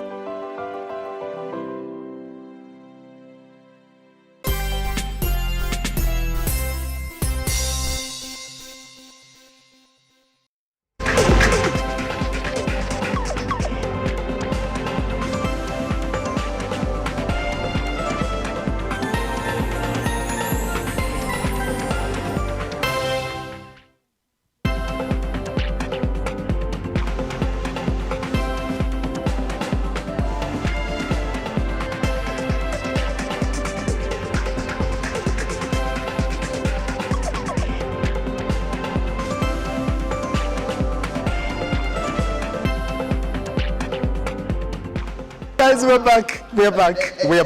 We are back. Let's do this now on air. We are back. We left with Chico, so let's continue with Chico as well. Now, here's the thing, Chico, and I want you to be as truthful as you can. If you go back 2 weeks ago, the small bread, and I know you've bought it, how much was it? How much would it cost you to buy it? The small bread, is it the 400 grams? Yes, the 400 grams. 400. Yes. 60. 60 shillings. Yeah. 60 shillings. Yeah. But currently, how much is it? I think 65. 65 shillings on average. Joseph, I want you to listen to this kindly as well. So that is 60 from maybe 2 weeks ago, but right now we're buying at 65 shillings. Yeah. What has transpired within this period of that bread jumping up to 65 shillings is because indeed energy shot up. And the only thing they did was remove the levies that were associated to diesel and kerosene within the country. Yeah. Now, majority of the transporters in this country have been known to be on diesel-driven engines. That's 70%. Only 30% are on petrol. Now, diesel goes for 168 shillings. In the event that we pass this bill, we'll be talking about 170 something, close to 180 shillings for diesel. So the residual impact, Shiko, whether we like it or not, I do not think that that will not be factored in the cost of the items that you're going to sell as a business lady, as a businessman, all right? So realize. indeed, we are going to rise again. Yeah. So it will not make sense for me not to say that indeed bread now might go to 70 shillings, the 400 grams. Yeah. Is that It all right? is 65, It is 70. 70, Might go higher, isn't it? Yeah. And other products are going to follow. For the very first time in this country, the price of salt has gone up. Basically, no, hold on. That is price. That is price. That is still price. That is still price. Joseph, speaking to the mic. Speaking to the mic. Yeah. Okay, let me tell you. Yes. The price of salt. Yes. This is the correct analogy. Yes. It went up by every ton. Yes. Was increased by 1,000. What is a ton? A ton is 1,000 kilos. It was increased by 1,000. So that shows it's 1 shillings per kg. How many kgs of salt do you consume? Still an increase. Still an increase. Joseph, you can't sit there and it's not say 1,000. that it's not an increase. Good. Just hold on, Joseph. Hold on. Still an increase, isn't it? Now, Shiko, just hold on. I'm going to come back to you, Joseph. Now, Shiko, then why would you sit here for the rest of the people in this country that are watching you who might not have read that bill and say, well, ni sawa, wacha mafuta iongeze tuko tu sawa? Okay, what I want to say. Yes. From 2020. Yes. Vitu zilianza kupanda. It's not in this government. But it's from 2020. Yeah. Lakini Ruto came into power telling you maisha ita reduce. All right? That's the promise. That's why he want us to pay taxes. You voted for Ruto, isn't it? I would like to think. Yeah. All right? Yeah. With what promise? What made you vote for him? I voted for him because, one, for empowerment. For empowerment, two? Yeah. That's it. Yes. Which essentially is going to jump up again. That's it. Na itashuka bado. Yes, na itashuka. Siba, I want to, okay. That's it. Give me time now. Yes. I'm going to shut up. What I want to say, hatuwezi kaa bila kulipa taxes. And it's like, watu hawaelewi this bill, watu hawaelewi. Because tukisikiza politicians, they are politicizing these things. Na watu wakielezewa vizuri, wataishika.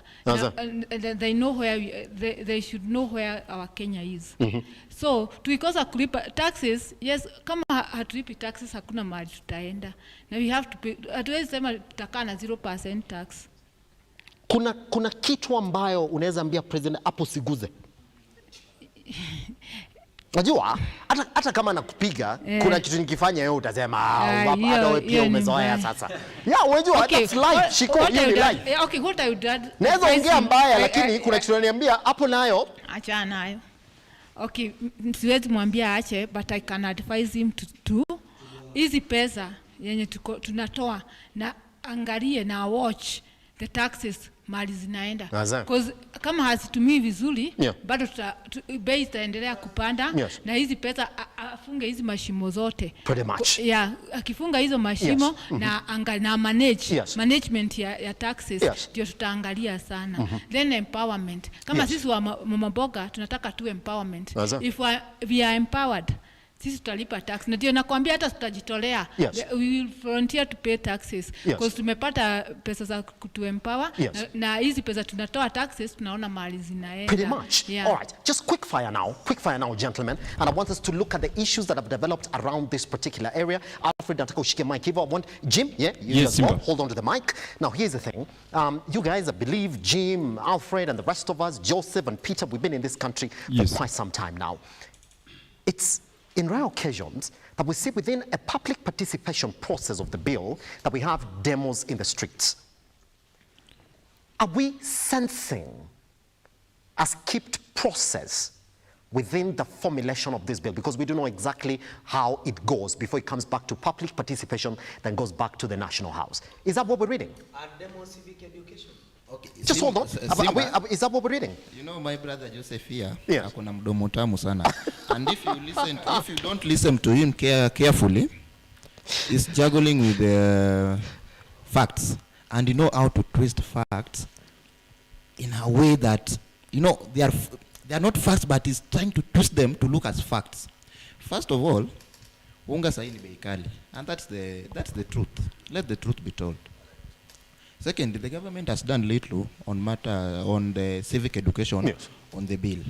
Most of the people are not even aware that the bill will be in the floor of the House next week. Yes. They are not aware. Wao wanaona tu kwa TV that kuna maandamano, people are on the street,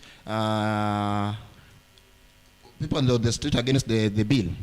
And I want to say this. Actually, I'm not happy of this bill. Because if you look, the people of Turkana, the people of Wajir, the people of Garissa, where they are facing drought, the people of Baringo, are they interested in having houses? No. Those people need support and agricultural input so that they can have something to put on the table. Each and every day, we are seeing people retiring to bed hungry in these particular areas. People are dying due to hunger. But the government on this other side, they're increasing tax even to these people. Which kind of government is this? Yes. Are they killing us or are they helping us to come out of this issue?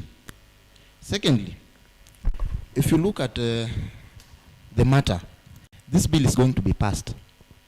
And I'm telling you, the government, the president himself, on Monday, he will come out and say, let us do away with the 3% house levy. Because he knows most of the people, the majority of Kenyans, their concentration are on the 3%. Yes. And this bill will go to parliament. It will be passed by the august House members without any change being made on the 8%, or I mean 16% of the fuel, on the fuel, 16% on the content creator, and other areas. Pretty much. Just hold on to that mic. Just pass it over to Joseph. But then I'm going to come back to you so you summarize your presentation. Yes, Simba. Let me pick it from where Alfred is, what Alfred is talking about. Yes.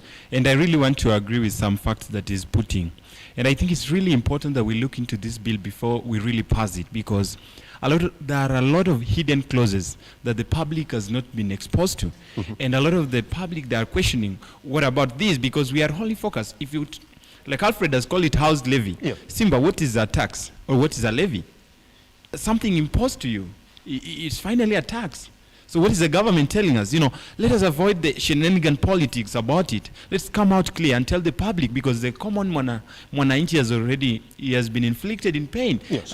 The burden is so high. Yes. We were talking about the energy-driven economy. So this financial bill, I think the end result might be much more painful than what we are seeing. Look about the choppers and the aircraft. I think I love the energy of the president. I believe in him, and I know he's a capable man. But some things I don't really trust, because as I talked before, look at the pyramid. Yes. We are at the bottom, the Mama Mboga, and I'm happy she's here. But could the president listen to us? Could he pay attention? Could he see the communication directors, get the public opinions, so that we are heading the right direction? If you talk about, we have 8% on the fuel, the fuel levy, and that means that by the end of the day, is the Mama Mbogo is going to suffer. The economy is going to be bad because it's energy driven. If you go to the factories, they tell you electricity has gone high. The transport costs will increase on the road. If we are going to increase the matatu prices, how will we be going to town? Are they going to do something unique? The trust issues. The government has the public. Remember Mwai Kibaki, the late former president. He was elected by about 68%, but after 2 years, did he pass the referendum? He failed. So it's good to listen. As a president, I'm just a president of a university, but tomorrow I might be with him there advising him. So the thing is, gain the trust of your people. Do what is right. Follow the right channel. By the end of the day, even if you pass the bill, we hold it. It's not William Ruto's bill. Pretty much. Pass over the mic to Peter, because Peter, there's an issue that I want you to weigh in with Joseph here. Joseph, and here's the fact. I asked him this question when we were on break, that even within the government, and we know what I refer to as the government, members of parliament that are allied to the Kenya Kwanza government, they themselves have come out to oppose some of these key clauses in the Finance Bill 2023. Should that be a concern to the president, that even the guys that I'm working with now, who should be speaking my voice to the people that I'm going to speak to, are opposing me? Is that enough for the president to say, well, guys, maybe we need to be looking into this issue? Yes, even in your own house, with your wife and children, when you have a disagreement, as a head of the house, you need to humble yourself, to sit, to listen to the wife, to listen to the kids. Yes. They can give you a point which can lead you to a good direction. My brother, our country, Kenya, is heading to the worst direction. 3 kg of sugar is more costly than a 50 kg of cement right now. 3 kg It is actually, Joseph, of sugar. It's 250. 3 kg of sugar is costly more than 50. No, not the same level. It's costly more than a 50 kg cement. It's not costly, they're just about the same level. 750. 660. No, 660. How much is the 50? How much is the? Yeah, that's it. That's it. Yes. 210. Yes. Depending on where you're buying it. This week, depending on where you're buying it. Which kind of a car do you drive? Yes. Yes. Oh, can you? Yeah. Just But hold on. but Just hold on. Yes. I want to make clarification. Yes. The mwananchi, the hustler. Yes. Yule mtu wa bodaboda. Yes. Yule mtu alikuwa anabebwa na hurubaru. Au watu ambao waliona the vision of Ruto. Yes. Wote wakasema wacha sisi to vote Ruto. Yes. They are disappointed. Right now they are disappointed. Because Joseph, nataka umalize because nataka umpatie mic. There's so many points he's going to summarize on, and then I gotta take this from Peter Maliza so that umpatie mic. Because when they are taking up the government, yes, the price of sugar was 100 per kilo. Right now is double. When they were taking the government, they promised the mwananchi, yes, they will bring down the low cost of living. Yes. When they are campaigning, when they are taking the government, they promised heavens. They are delivering hell to the people of Kenya. Pretty much. Could you pass over the mic? Just. But by the way, you're next. Peter, this is the question. As a president who's making his first document, essentially to start delivering on your promises, you would like to think that even members of your government will be speaking in one voice. They'll go out and drum up support for your document. Peter. One thing you should know, Simba. Yes. The master is not always right. Yes. You may be the master, but you are not right. But one thing our president must hear is to surround himself with the truthful men and listen to the ground. Because they are complaining about the last regime of His Excellency, the former President Uhuru Kenyatta. They went away with all the money. Currently, Simba, do you know how much we pay from good conducts per day, passport per day, birth certificates per day? We have a lot of money in this country. I don't see why is it that we are overburdening common mwananchi with all these taxes. We have a lot of money in this country. Yes. For example, can I give you this example? Per day, do you know how many people take good conduct? We pay 1,050. 50 shillings goes to the government. The other 1,000 goes to the e-citizen. We have a lot of money in this country. The problem with this country is corruption. And what the president must know, yes, even if this bill passes, how will he be able to fix all those loopholes where people are stealing money?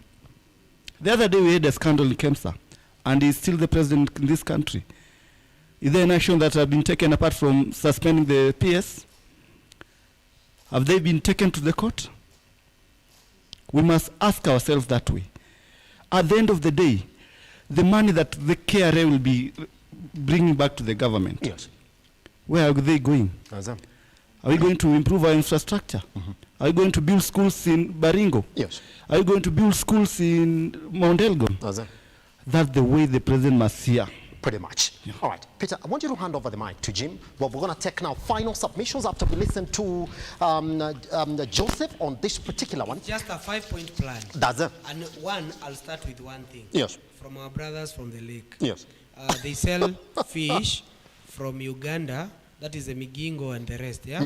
The important fish, who imports, yes. I would ask a genuine question. Yes. Who imports these fish? These 100 metric of tons of fish, who imports? They are the rich there. Sawa. They don't pay tax under the current finance bill. Yes. They are exempted from it. But now they are being told to pay 100,000 for every metric ton that they bring for the fish. You get it? Yes. So for us, importation of fish, that is Kenya shillings 100,000 per metric ton, all 20%, yes. whichever is higher. And that's where the Wananchi don't want to understand. Who teaches civic education? It's not the government. I would urge my brothers and sisters that demonstrations, they are not civic education. Civic educations, when I grew up, they were used to be done by the good governance advocate, yes. the churches, yes. the bodies like Justice and Peace, both in Catholic, SDA, and these bigger churches, that is the traditional churches, the Catholic, AIPCA, PCA, and Simba. the rest. Yes. They have Justice Simba. and Yes. Peace, Crusader. Simba, there's a point. No, wait Yes. first. Let me just give him a point. Yes. No, before you Simba, go to that point, by the end of the let me day, finish my 5-point plan, then I'll give it to Yes. him. Is himself. Is you. There is nothing like a church. The church is a building. There's nothing like a No. government. It's okay. That Whichever, is you. however you That is- understand, Yeah. however You know, political Simba, let us political see. analogy that you bring on. Just as it clears this point. No, let me clear my Yes. point. Yes. The problem with the Kenyans is one. Yes. We oppose something even before it's said. For me, I say this. The government. Simba, who is Kenyan? Okay, Yes. why? For me, I've been silent when Yes. they were talking. Okay, Why are they Jim, talking? let's give him time. Why are they Okay. talking when All I'm right, all right. talking? Just Because they click don't on want to it. hear the truth. Yes. And the truth will hurt. For me, the Mwananchi from the lake, that's where I was. Naza. They are not benefiting because we have a lot of imported fish Naza. from China, from wherever countries that we get. They are never taxed. The rich don't want to be taxed because they are the people who bring metric of tons. That is one. Second. Two, who brings the furniture that we are sitting on? It's the high-end furnitures with the stores that we have in the country. You would like to are think they, so. Are You- they you would like locally? to- you would like to think so. No. Are Yes. they locally assembled, these furnitures that we are sitting on? Are they made in Kenya? Yes. They are not. They are made in China. Are they taxed? No. Currently, they are being introduced a taxation of 16% for them, or 30% for the furnitures that are coming in. You get it? So Yes. that we go to the Yes. furnitures locally. Pull the mic, we close to go with the furnitures that are locally assembled and locally made. 3. 1, there is an infant milk that comes in. Yes. Those are chemicals. Yes. Let us not lie to ourselves. There is a powdered juice and powdered milk that are fed to Kenyans. And if you go to any supermarket, there is not so many juices that are produced from the mangoes, from the pineapples, and the rest. They are chemicals. Yes. You get it? They are chemicals. And one thing to try and reduce them and reduce the cancerous issues about Yes. the chemicals Yes. is to put the Quick, taxation yeah. on whatever is coming Quick, through. clear that just- Okay, just number as it 4. clears- Number 4. Chemicals and Number yet we 4. have kids. Does it, but we're going to ask him, the we're same going government. to ask him that Simba question. is undermining the same government. We- You know, if you undermine the same government, if you're Wow. calling it No, chemical, we're going to ask him we that have the question. standards. Simple. We have the Yes. authority to check the Yes. standards. I leave for them to talk when I'm silent. Joseph, I want you to clear that point. Quickly at that, yes. The fourth one Yes. is about content creators. Yes. They have never been taxed, but they make millions of money. Why they don't concern about the comedy world? They are not concerned about the politics, as they call it, the politics or the running of the government. Is Yes. because they don't pay tax. Yes. Let them pay tax like I pay, so that they be concerned and they be curious on what is happening. So that when you're talking Simba. about trust Simba. issues, Simba, we talk there's a about point. what Go we to have your contributed. go to your last point. Simba. The last point. Last point. Just, The last point is yeah. about beauty products. Yes. There are so many wigs, there are so many eyelashes, there are so many beauty products that comes in from China and they are never taxed. Currently, how many salons do we have all over the Kenya, all over Nairobi? There are Yes. so many. They got salon, barber shops, and all that. They got imported products. They are never taxed. Once they are taxed, we shall reduce those artificial Simba. products. Pretty much. Simba. And we Pretty shall much. make All right. money for the government, which Yes. by those 1,000 shillings that we pay for the good conduct, Yes. they go towards the loans. Now Yes. we need money to run the Yes. government. All right. I want Let you- me I pick want it from you- there. want you- Let me yes. pick it from there. My Quickly at brother that, by the way, we're taking the final yeah, submissions, of yes. course. Yes. My brother Joseph, Yes. he talks really good, but I want to advise him something. you don't undermine the same government you support. Yes. If you tell me these content creators have not been taxed, what are you telling me? KRA, they've slept on their job. Yes. If you're telling me about, the chemicals. Fact, there is meaning no the law KEBS are not taxing doing their them. job. There is no law taxing them. Let us me not tell lie you, to ourselves. Who is a responsible citizen? Yes. It's upon you to pay taxes. Secondly, you asked my brother that with the big team behind the president support the bill. Yes. Yesterday we watched the news and we saw Didmas Baraza saying that there are still gaps. So I think this bill is good, but I doubt if it is a unanimous decision. Pretty for much. all. And Joseph, I'd like you to respond to that once we come from the break, by the way. Just hold on, once we come from the break. We can yes, touch. yes. If we are talking, we have he said that he has to be surrounded with the truthful men. Yes. Our deputy president is a truthful man. Yes. He opens up. He says everything. The other day, he's one man I love. He's one man I love, Simba. He walks and says the truth. Is one man. Look at the inauguration day. Yes. Despite the guests and everything, he said the truth. And that I love because when we reach at a point where we say the truth to Kenyans, that is really good. Thirdly, Simba, the deputy president has been constant on choppers heading to Naivasha to deal with mental health related to alcoholism. Yes. Why can't there are people taking beer? Tusker cider is a common thing on the street. Yes. We are in the universities and we are talking about it every day. We do the Zoom meetings. Why don't we go for other things? Why can't we go for the chopper of the rich? Simba, it's a good bill. I believe in the president. But let him wait, take a moment and say, hey Kenyans, I love you. I'm going to take a moment and listen to your cries. It's too much. The economy is, you're overburdened. So the common mwananchi can feel good.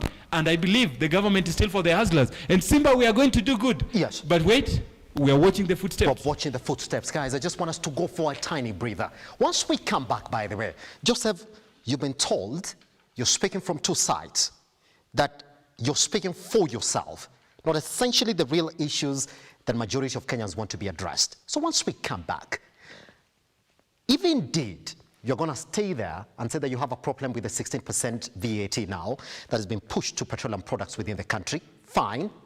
I would have a problem with the 3% housing fund. Somebody somewhere would have a problem with the 15% withholding tax now for all the content creators in the country.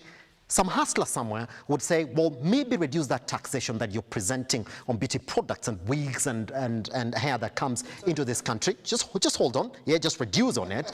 Fine. Then aren't we saying that majority of Kenyans then are presenting issues that need to be relooked into, as opposed to saying, well, it's a good bill, I would have a problem, you'll have a problem, someone else will have a problem on it as well. Guess what? We're still here. And Joseph is on the spot. He's been told, well, don't speak for yourself, speak for majority of Kenyans. Once we come back, the question that Peter and the rest of the Bunge is going to respond to is, if indeed they're not listening, then why would they pass it? Once we come back right here on the Morning Drifts. My name is Simbalaja Charles. Get online at Lookuptv. Once we come back, we continue with this debate.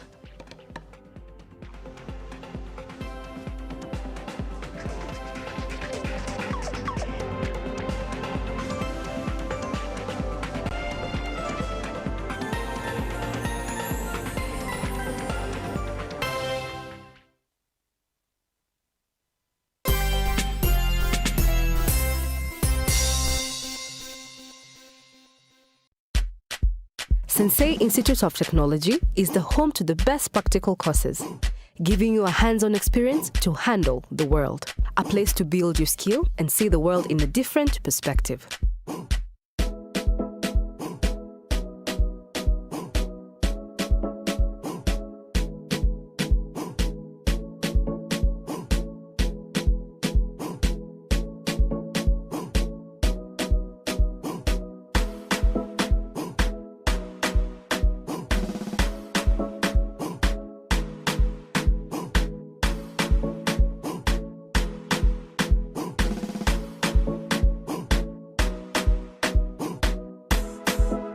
For you to join us, ensure you have your national ID card and be ready to enjoy the ride.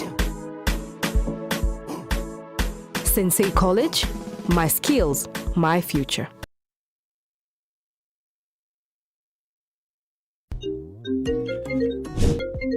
Hey darling, Are we still on for a coffee date? I'm waiting for you to come and pick me up.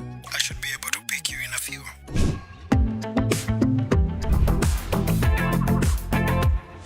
It's a coffee yogurt date? It's not just a yogurt. It's royal coffee yogurt.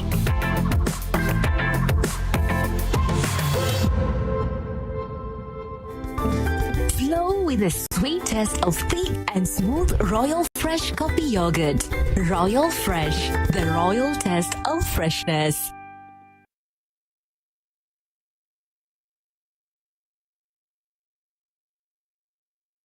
So the story we're telling today is a story of passion in practice that grows into business. We have partnered with the Youth Fund to talk to as many youth as possible and work with them, hold their hand. It is an expose of captains who have decided to take on challenges in different sectors and industries within the country. My mentors had also not started as CEOs. They grew up and they showed me how they grew in the organizations. So that's what motivated me to actually do international business. And it was a good experience. As an individual, support in bridging that care gap, part of me also to offer a solution. I want to leave this world a better place than I found it. This is the Captain's Arena. My name is Simba Elijah Charles Kiage.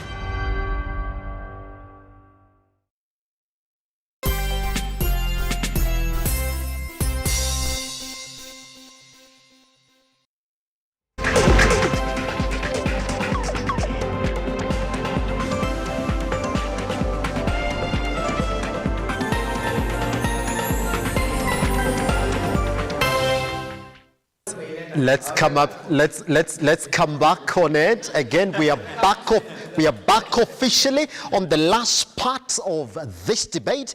It's been hot.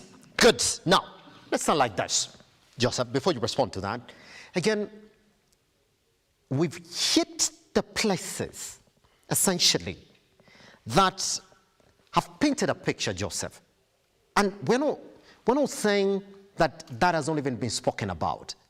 Our president has taken over government where he's saying we need money to run this country. He's looked at the entire sphere of where he needs to tax from.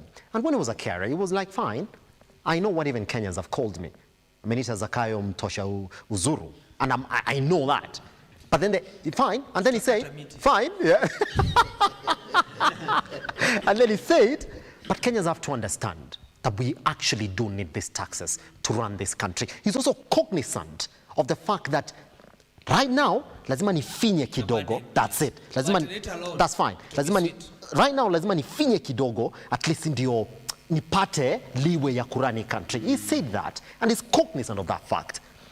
If you look at the critical areas again, I want to touch on an area, again, the majority of Kenyans woke up to. You know, even this particular aspect of finance bill is broken down easily for somebody to understand, to the point that they went into the matatu business as well, a hustler business area and taxi business within the country.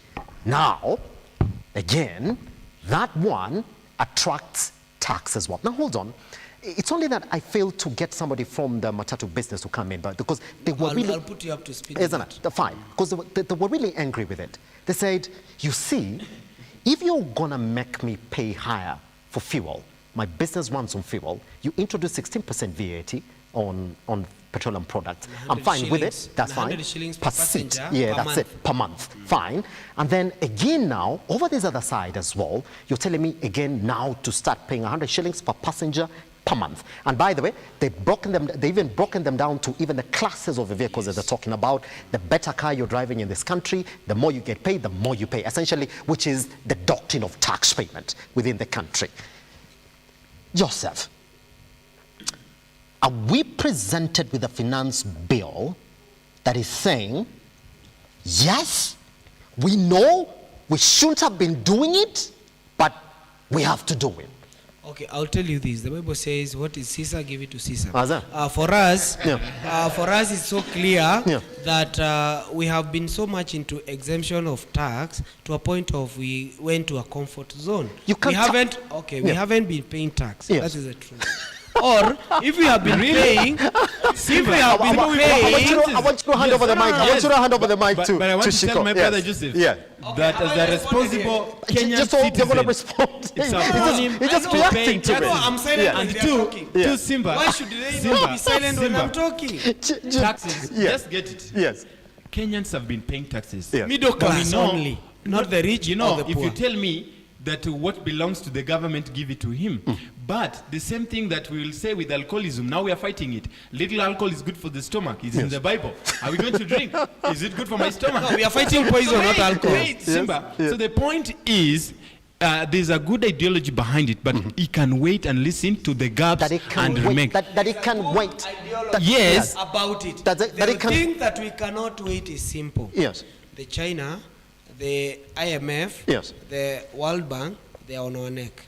They need their money with interest paid back But with immediate effect. What we are correcting currently goes toward the debt. We got nothing from Simba. the government Yes. Simba. because we are borrowing to pay even the salaries and the rest. Simba. That's it. The recurring expenditures. Yes. Whereby we shouldn't be doing that as a country. Why? Because the one who is importing eyelashes Yes. doesn't pay 5%. Yes. Now it's being paid. Pay 5%, we get something to run infrastructure which supports your business. That is the roads and whatever amenities that you need. But you also that is wa- hospitals but and the rest. you're also We waiting for have them. money. Yeah. We have money, but Yes. we don't have money to buy medicine. It is and the to mandate. Is the thing. do Joseph, renovations to our Joseph, hospitals. But you're, Simba. waiting for, Simba. You're also waiting for this person who's importing these Simba. eyelashes again to make 13, Okay, 17. I'll go to my brother Yes. about the insurance. Let me respond about Simba. Yes. Okay. On a serious note, that's let them it. first. Oh, just Yes, they I'm have just asked. handing over the mic. Yes. Can you? But just one thing. I'm going to come back to you. No, I'm gonna they back have up. asked so Shiko, many take over the questions. mic. But Shi- before we go to yes, Shiko, let me yes. respond to one thing Yes. just a second about the insurance fund. There is a withholding about the compensation that is being paid. Do you know?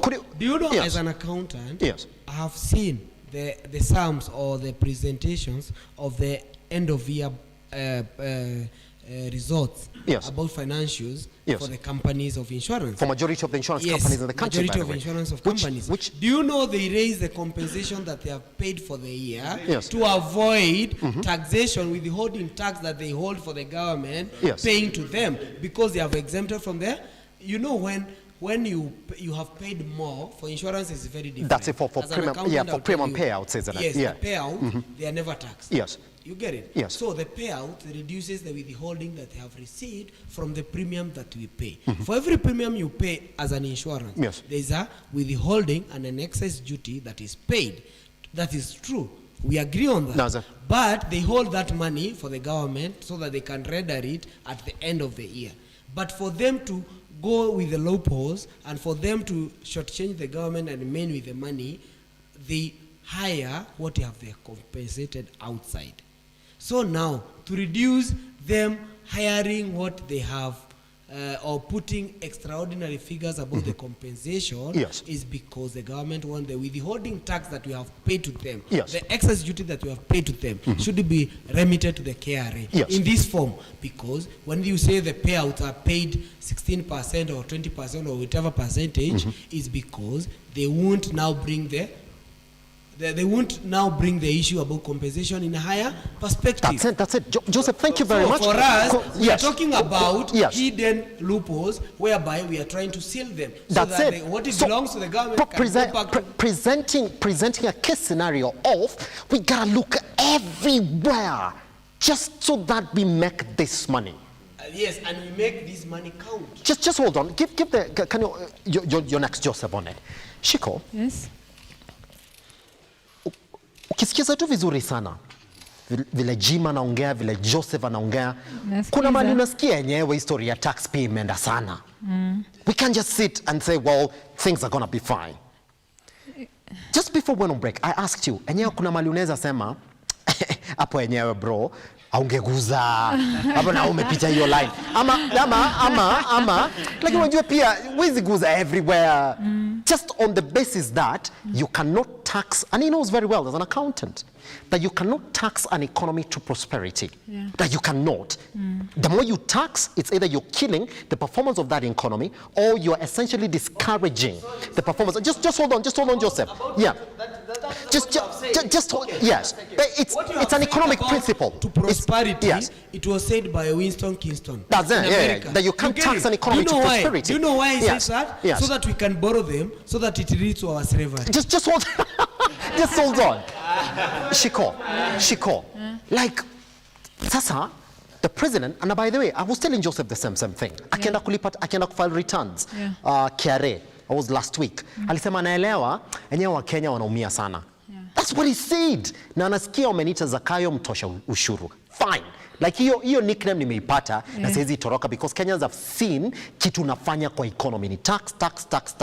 Okay, ndio nilisema. Hatuwezi mwambia ngoje because if you listen to what majority of his close allies are saying, kisikiza kina Cherargeu, kisikiza kina Cheriot, akina Malala, they say well this has to go. Whether Wakenya wapende waspende. Hiyo ndio nilisema politicians wanasema it must be. Lakini hawaelezei, they don't explain. Haonyeshi watu venye ndio wa understand what is going on. Lakini kusema ndio hao ndio wanafaa kwanza waelezee watu. Waelezee watu how is this financial bill. Yes. Si ndio? But watu haelewi. Sasa kila mtu anasema hii 3% by the way hiyo ndio imekuwa juu sana. Lakini hawaelezei hizi zingine zenye zinaingia. Then our president just hold on. Nataka nipate idea yako, ya feeling yako on exactly where your money is going. And Joseph, do not cut me short because it's a reality of exactly what is happening in the country. Good. That's it. Aya. Kuna ofisi ya president na deputy president na prime CS. That is Musalia Mudavadi. Hiyo ofisi right now, by the way, they were given 800 million shillings, almost $1 billion shillings, kununua magari. Just hold on. Now, there's another bill seated at the National House. And by the way, they're going to come back and talk about it. Yeah, that is on the 6th. It's top agenda. The president is asking for an extra 1.3 billion, all right? Ndio ifike 2 billion just ya kutembea. Just hold on again. Joseph, you know these are facts again. 50 CSs have been presented to Kenyans, by the way, who are not even in office because the court is saying, atuelewi vile kunaenda huku. All right? But then your president is presenting that to you. It's not yet determined. That's it. It's not yet determined. All right? Because we ran to court and say, well, we don't understand what this is. All right? But then over this other side now, that's it. Over this other side now, you have the same president, by the way. Let me give you another fact. And he knows that very well. He came into office for 6 months, all right? Within the first 6 months, he banned, alikula pesa yote ilikuwa kwa hiyo ofisi ya operations within the president's office. In fact, he went for more, all right? Njuguna Ndung'u, in fact, just hold on. Njuguna Ndung'u, in fact, added him some more money so that he could actually continue operating in his office.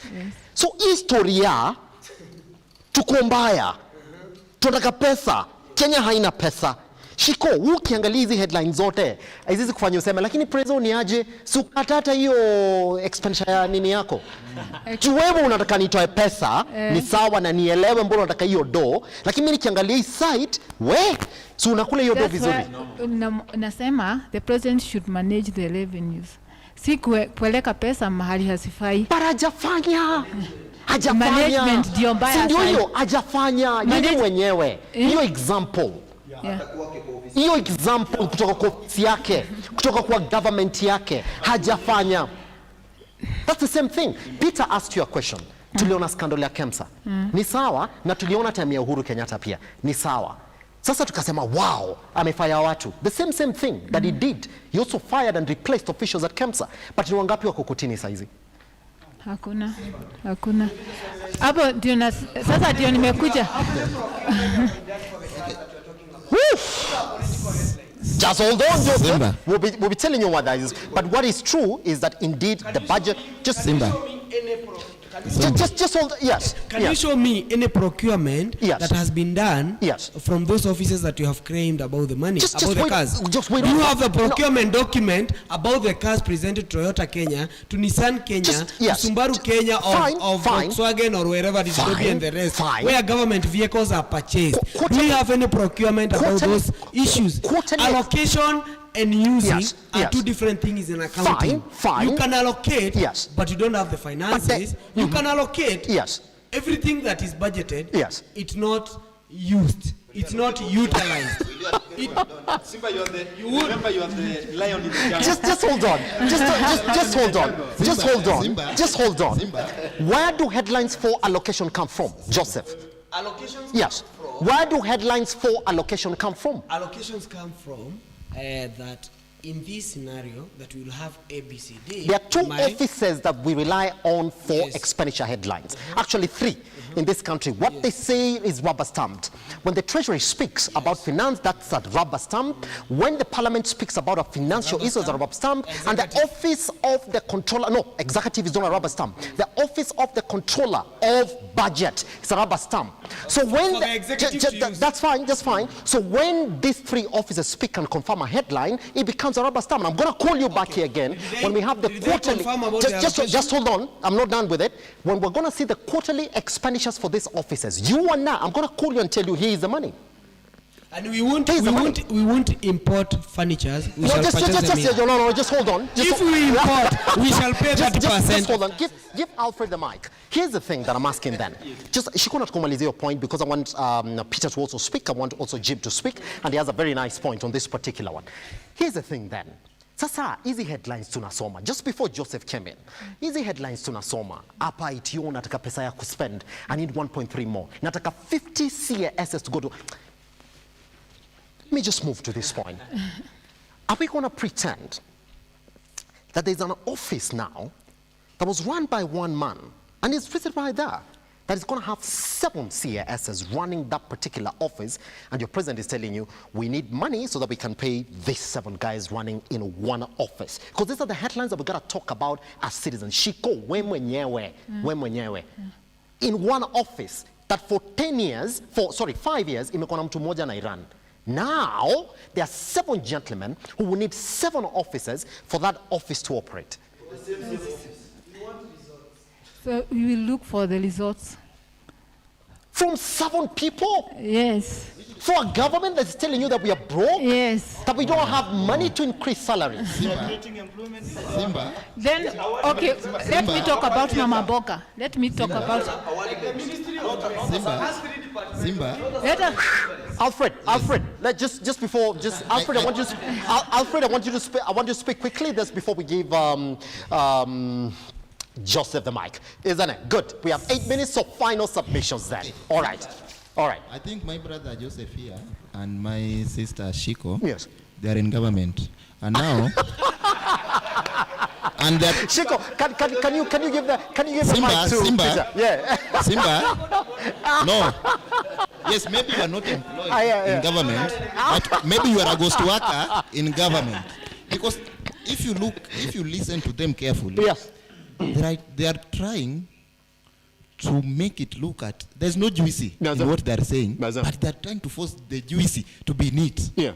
They know very well that if the bill, if the parliament pass the bill the way it is, it is us, the common mwananchi, we are going to be the casualty. Yes. But they're forcing us to be the casualty. They want us to be crucified on the broad daylight. Again, if you check what my brother here is saying on the bill and how the government is planning to operate. In the last 6 months, these people have been in the office. The office of Prime Cabinet, that's the office of Musalia Mudavadi, received something like about 200 and something million for the vehicles. Mudavadi has been a vice president. Do you mean this person hajai kuwa na magari? Let us be honest. For him to receive such kind of a money, and in public they're telling us that the government is broke. Broke how? They went ahead to employ more than 50 yes. CAS in the office. These people are receiving salary more than 700,000 each per month. These people are working from home. It's like our health CS. They don't have the offices. These people, they have been attending, Simba, these people have been attending meetings with the president. Yes. And they wear tags. Yes. And they're being recognized. Quickly, Alfred. The CSS. Yeah. They are paid. You can't work without being paid here in Kenya. They are earning 700,000 a month and above. They have security. They have even the secretary. They have even the drivers. Yes. They have even the cars. Yes. What? Yes. Secondly, yes. The offices, they receive allocations. It's like the way our LCS was telling us that she wasn't aware that there are some people in Kemsa who are working from home since she came into the office. Yes. Are these people, are they joking? We are like in a banana republic, monkeys jumping from one tree to another. They're telling us on this other side we are broke, on this other side they have employed 50. Surely. That's it. No. Alfred, thank you very much. No. Please, pass over the mic to Joseph. But welcome for your closing submissions. Make them very fast. Just before you go in on that, Joseph, just in 2 minutes, because Peter wants Peter to speak, and then we come up for the closing submissions. In this entire conversation, Joseph, what is your takeaway? Let's take your closing remarks. On my takeaway on this, the whole debate today, Puda amechoka. On another thing that I want to take, or I want to tell to Kenyans, ukiangalia nation ya jana, headline nation ya jana. Yes. There was a Kibaki government uses kwa uwezo fund na vitu kama hizo ilikuwa 3.5 billion in 10 years. Uhuru in 10 years ilikuwa 4.5 billion. Ruto in 8 months it was 9 billion. Hiyo ni kitu ambao tunaweza angalia kama Wakenya, where are we heading? Another thing, our farmers are crying. Wakati Uhuru alikuwa anaacha serikali, the coffee price was 120 per kilo. Right now is 40 shillings. The macadamia people, it was 150 per kilo. Right now is 10 shillings. We have seen on news per kilo. People are crying. People, their expectation has been gone very low. They have never achieved a 0.01% on the promises on the campaign. They have never achieved. They need to pull up their socks. The government, President Ruto, Deputy Gachagua, it is your high time to fight, to seek the light people, the truthful people, no sycophant. Just seek the truthful people. Whether they tell you the truth, be painful with the truth, but act on that truthful people. Fantastic. Peter, I want you to take your closing remarks on this. By the way, even if you come in, I've got a couple of responses for our online community who are saying, but I'm opposing the housing levy. It should be a voluntary. E.g., I'm a member of a SACCO's housing scheme and contribute monthly. Unless the government wants to kill such SACCO schemes, then they should let us know. Good. James is saying, tumechezwa na matajiri and there is no one to fight for us. All right? We need a revolution. Mary says, good morning. Very professional presenter. Thank you very much. This bill must see the light of the day. That's exactly what they're saying. And very good debate. Salimieni Shiko wa Ruaka mwambie aongeleshe president. Good. Shiko mesalimia. Good. That's it. Oh, that's it. All right, Peter, let's, I'm particular. Peter, could you make your final remarks on this particular one? Yes. Yeah, for me, I think as Kenyans, we should be very careful. And with these politicians, because I'm thinking about that person who is in rural area, in Baringo, in West Pokot, in Turkana. They don't know anything about this bill. And it is the responsibility of the government, its administration, to enlighten those people in the village. I can give you one example. Quickly, that I went to Kenyatta University. I did Bachelor of Arts. Because I came from rural, a very remote area in Mount Elgon, nobody was there to tell me I can change a course. You know, that's where I failed, and I've never taught. I'm a teacher by profession, but I've never taught because I didn't have that passion to teach. The same thing with us Kenyans.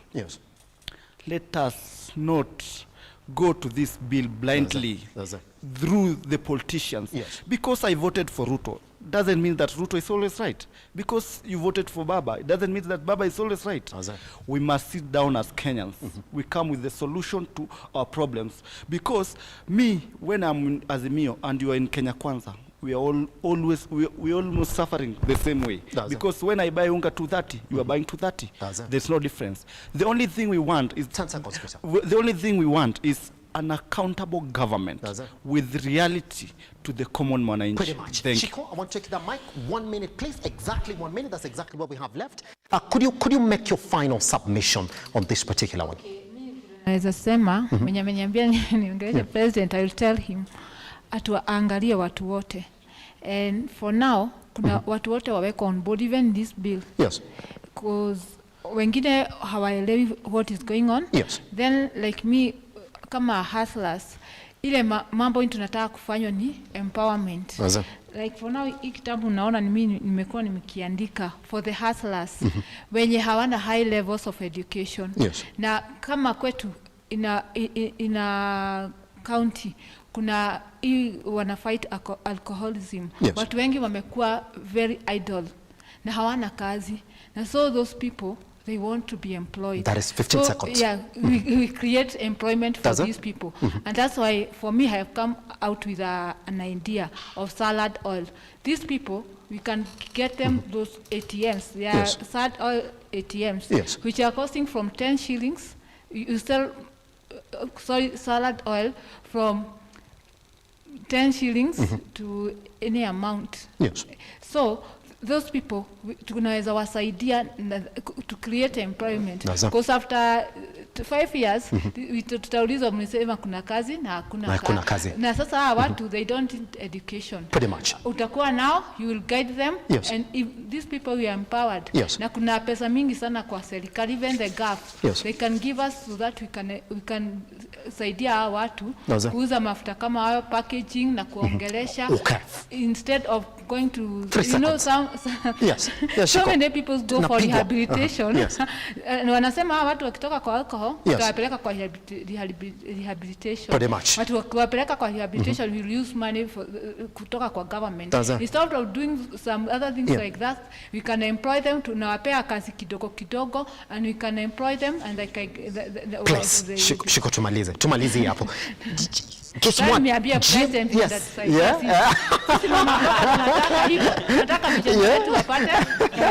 it. All right, Jim, Simba from Just Point. Jim, you know what? Guess what? We have to call you back again, bro. I'm getting killed. I'm a friend of Luca. You have to. And Simba. Five, please. Yes. Five. Could you make five? Yes, Simba. I want to sign out. And after you speak, I'll be done. The president. Yeah. After you speak, I'll be done. We're getting killed. You have a mandate to deliver. That's it. And the president, you can't deliver without Kenyans. That's it. Jim, please don't lie. We are together. Simba, see you. Okay. Thank you. Listen, we are just saying something. Look, the next guest is here. We're going to get killed. Joseph, please, can you play the bed, please? Yes. There's something that you touched there about TVs. Yes. I'll tell you. 5 seconds. All agricultural products yes. will be will be exempted from finance bill. That's his narrative. But from finance bill, it will be taxed. It won't be taxed, it will be exempted. Joseph, let's get out. Any tea leaves that is being exported, yeah. tax 16%. Let's get out. If you are selling it locally, won't be taxed. Let's get out. Any products about agriculture won't be taxed. That's it. For me, I would say about the circle. Let's get out. Should be talked about. Let's get out. Yeah?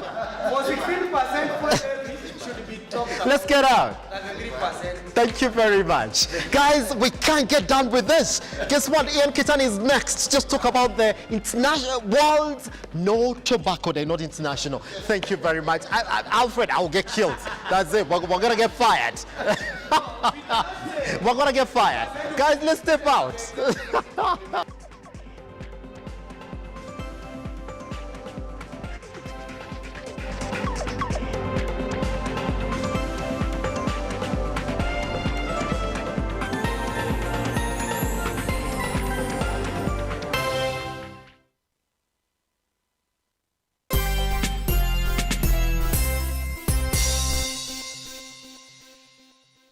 Mizizi Africa Homes is Kenya's fastest growing property development company. We offer home and investment solutions that are cost-effective and of the highest quality. If you are an aspiring homeowner, look no further than Mizizi Africa Homes for the best competitive rates in town.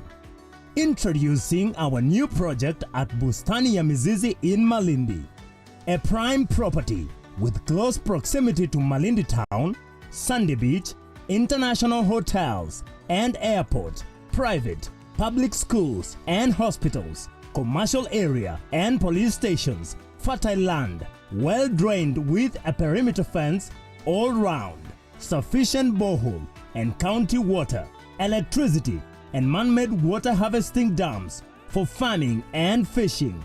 Retire mapema bila pressure and grab yours today.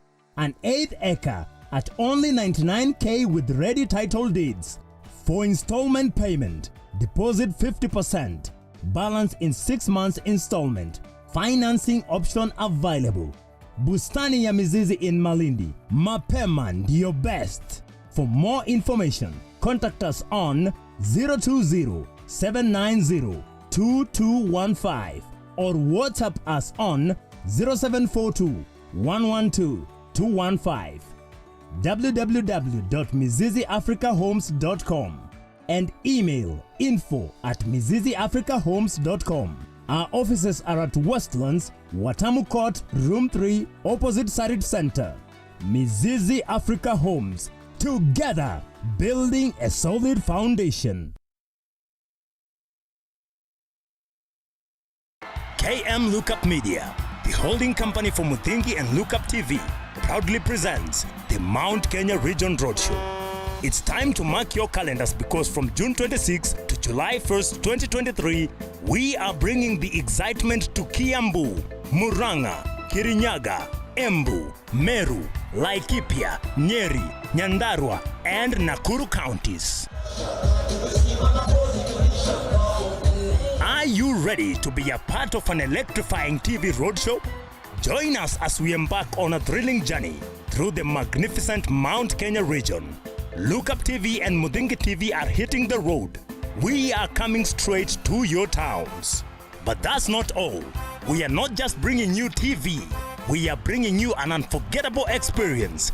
Enjoy your favorite comedians like Njoro wa Ukulima ni Mali, Marafiki, among others, live performances, and get a chance to meet your favorite TV personalities right in your own town. To our sponsors and partners, book your slot for the greatest brand experience and conversions. To book this fast-moving opportunity, call 0110-430-158 or email sales@lookuptv.co.ke. Get ready to be swept off your feet as we bring the magic of television to your doorstep. Let the TV adventure begin.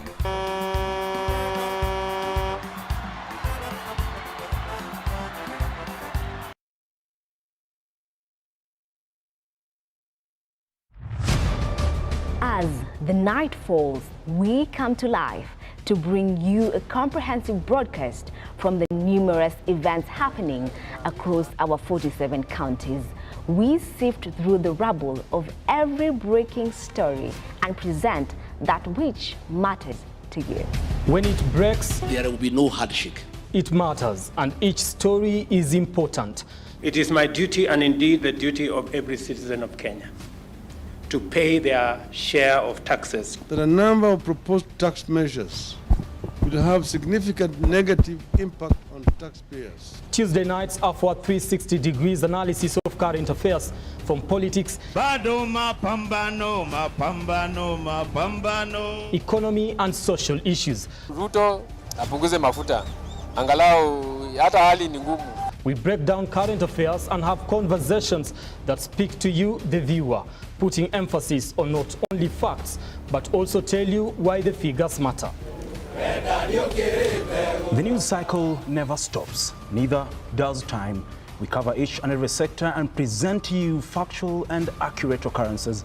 This is where facts win the day. If it's Thursday, Join me, Nancy Lima, and my able panelists as we break down the law jargons and analyze the Constitution in a way only you can understand. Sisi tunaomba serikali tuangalie kama hawezi tuachiri kazi watuletee hata kama ni mzungu. As we usher in the weekend,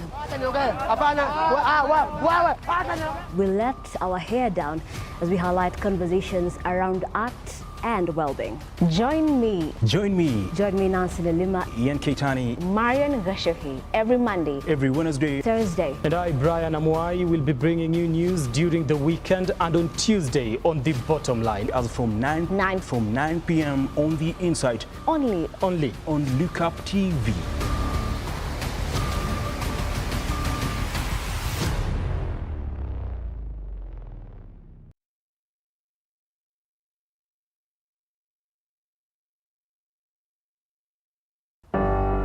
The story we're telling today is a story of passion in practice that grows into business.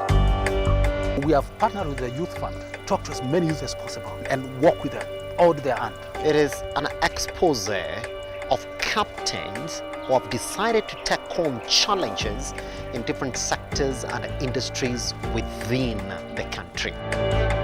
My mentors had also not started as CEOs. They grew up and they showed me how they grew in the organizations. So that's what motivated me to actually do international business. And it was a good experience. As an individual, support in bridging that care gap, part of me also to offer a solution. I want to leave this world a better place than I found it. This is the Captain's Arena. My name is Simba Elijah Charles Kiage.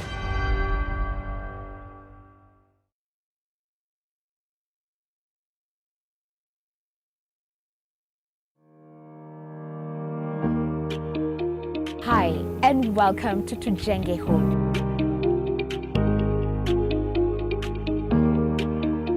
Your #1 show when it comes to all things architecture, real estate, property development, interior design.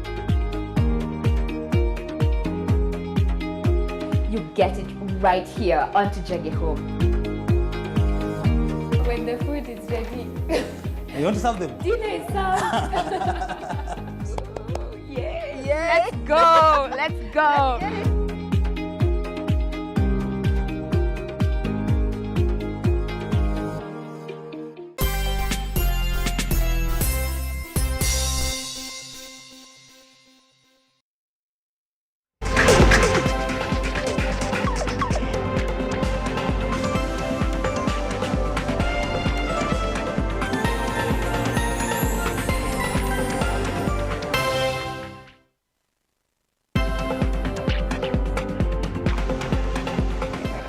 Well, yet again, a very good morning to you from wherever you're watching us from. This is the Morning Drift.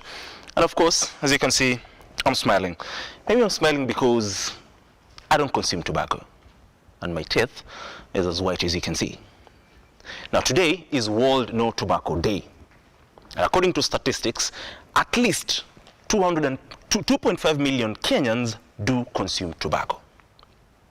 Now, this year's theme is We Need Food, Not Tobacco. Question is, what are the steps we are making as a country? What are some of the key decisions we need to make as a country to ensure that we eradicate the consumption of tobacco here in the country? Joining me this morning is Mr. Achieng Otieno from the Kenya Tobacco Control Alliance. A very good morning to you, sir. Thank you and good morning.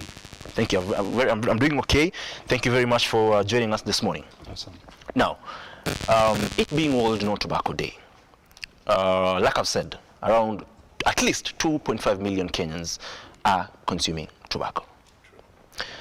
Now, as an alliance, Kenya Tobacco Control Alliance, what are the statistics on your side in comparison to last year? Because each and every year, according to the statistics that I have, is that the percentage has been decreasing in terms of people who are consuming tobacco. But in my own opinion, it is at a very slow rate. So as we speak today, as we mark World No Tobacco Day, what are the statistics of people who are consuming tobacco in the country? Well, Thank you so much for having me. And today we are excited because we are commemorating the World No Tobacco Day. And the statistics that we do have, unfortunately, it's statistics that are a bit outdated, because both from the government and generally we are looking at the figures that you are talking about, the 2.5, is actually drawn from the adult tobacco survey, what we call GATS, Global Adult Tobacco Survey, which shows that 2.5 adults smoke. When you look at even the GYTS, that is the GATS is a data that came out in 2014. We also have the GYTS, the Global Youth Tobacco Survey, which also shows that the number of young people who are taking up smoking going up. And unfortunately, the statistics sort of vary between men and women. You find that more men are smoking, and women are also trying to catch up. They're trying to catch up with the vice. But when you look at the recent report that was released by the WHO, it also indicates that the rates of smoking is going down. But again, like you rightly said, it's at a very slow rate. Particularly when you look at countries that are in the low and middle income countries, like Kenya, and majority of the countries in Africa, you'd find that the numbers are sort of dwindling there. Yeah, this could be attributed to the young population, and it could also be attributed to the tactics being employed by the tobacco companies. Well, just like you've said, because according to the same statistics, of the 2.5 million adults in the country who are consuming tobacco, 19.1% are men. Yes. And women are around 4.1% yes. of the 2.5 million. Yes. So it's quite an alarming statistic. Okay. You've spoken about the youth. Yes. As an alliance, and even the country at large, the government, what needs to be done? Is it just awareness? Because we cannot be talking about awareness and sensitization year in, year out. True. What more can be done to ensure that the youth are, not enticed to consume tobacco? Okay. Well, the importance of awareness cannot be overemphasized, because most people tend to adapt this kind of vices out of either, especially the young people who begin using these vices, they start them at a very young and very innocent age, meaning that it's an age where information, they don't really know the impact or the consequences that come after this. But then apart from that, we also push for very strong policies, policy framework that is able to help to aid different aspects of tobacco control, to support in terms of protecting the young people from getting exposures and even from getting initiated into the vice. So by that there are laws in place that have been enacted by our parliament. We have the Tobacco Control of 2007, Tobacco Control Act of 2007. We also have the Tobacco Control Regulations, which primarily the acts and the regulations have actually been borrowed from the global framework, which is WHOFCTC, World Health Organization Framework Convention on Tobacco Control, which is a global treaty that has been assented to by different parties, by parties within countries that have actually signed and ratified. And in Kenya, we've actually made it part of our law. According to the Constitution, it states that any global treaty that we assent to becomes part of our law. So by assenting to that, and also by domesticating it through the Act, there are quite a number of provisions that sort of protect exposure to second-hand smoke. The passive smokers are also at risk, so they also have to be protected by the law.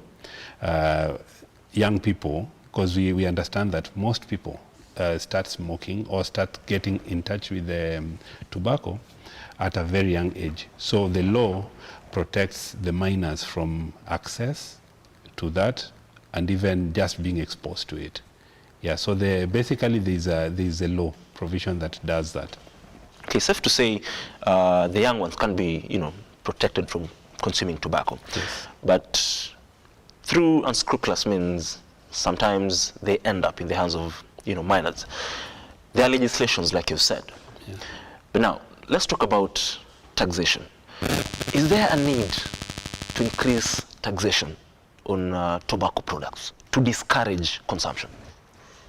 We'll still refer to the global data and data that has actually been researched and approved globally, that pricing and taxing measures are the most effective ways of cutting consumption, reducing demand, and also basically when you look at taxation from the tobacco control perspective, it is actually a win-win perspective.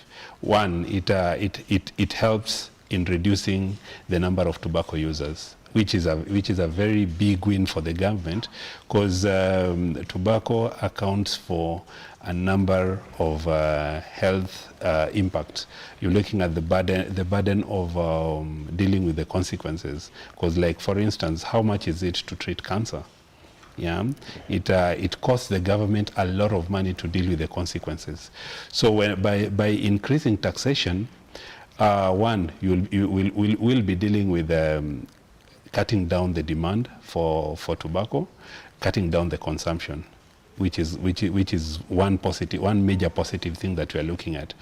Secondly, it is also a way to support the government in generating revenue, because for instance, you look at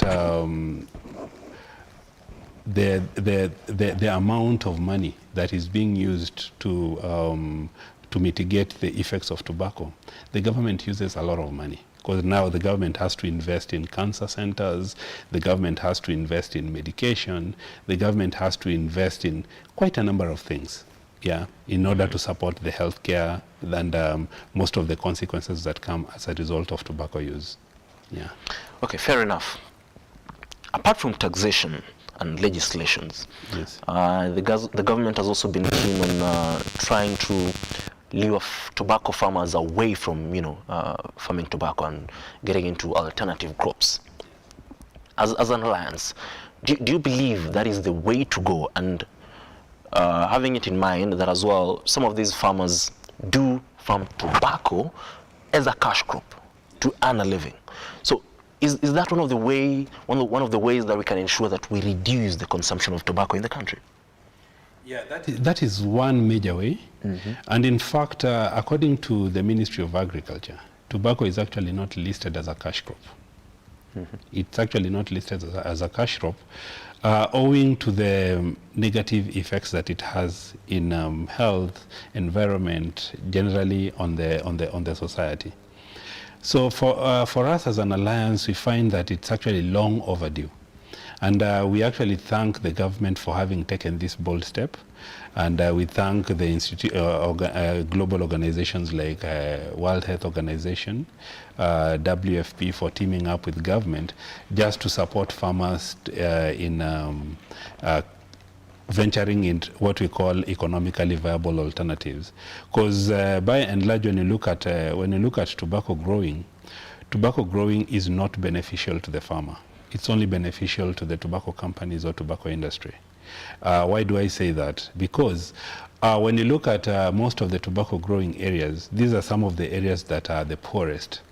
You look at the same areas are some of the areas where they are food insecure. These are some of the areas where they suffer some strange diseases like the green tobacco disease. It's which is a disease that is predominantly in the tobacco growing areas, and that comes from the getting into contact with the tobacco leaf and the chemicals that are used to ensure that these products grow. Why are they food insecure? Because most of these areas, tobacco is one of those crops that is a bit selfish. Yeah.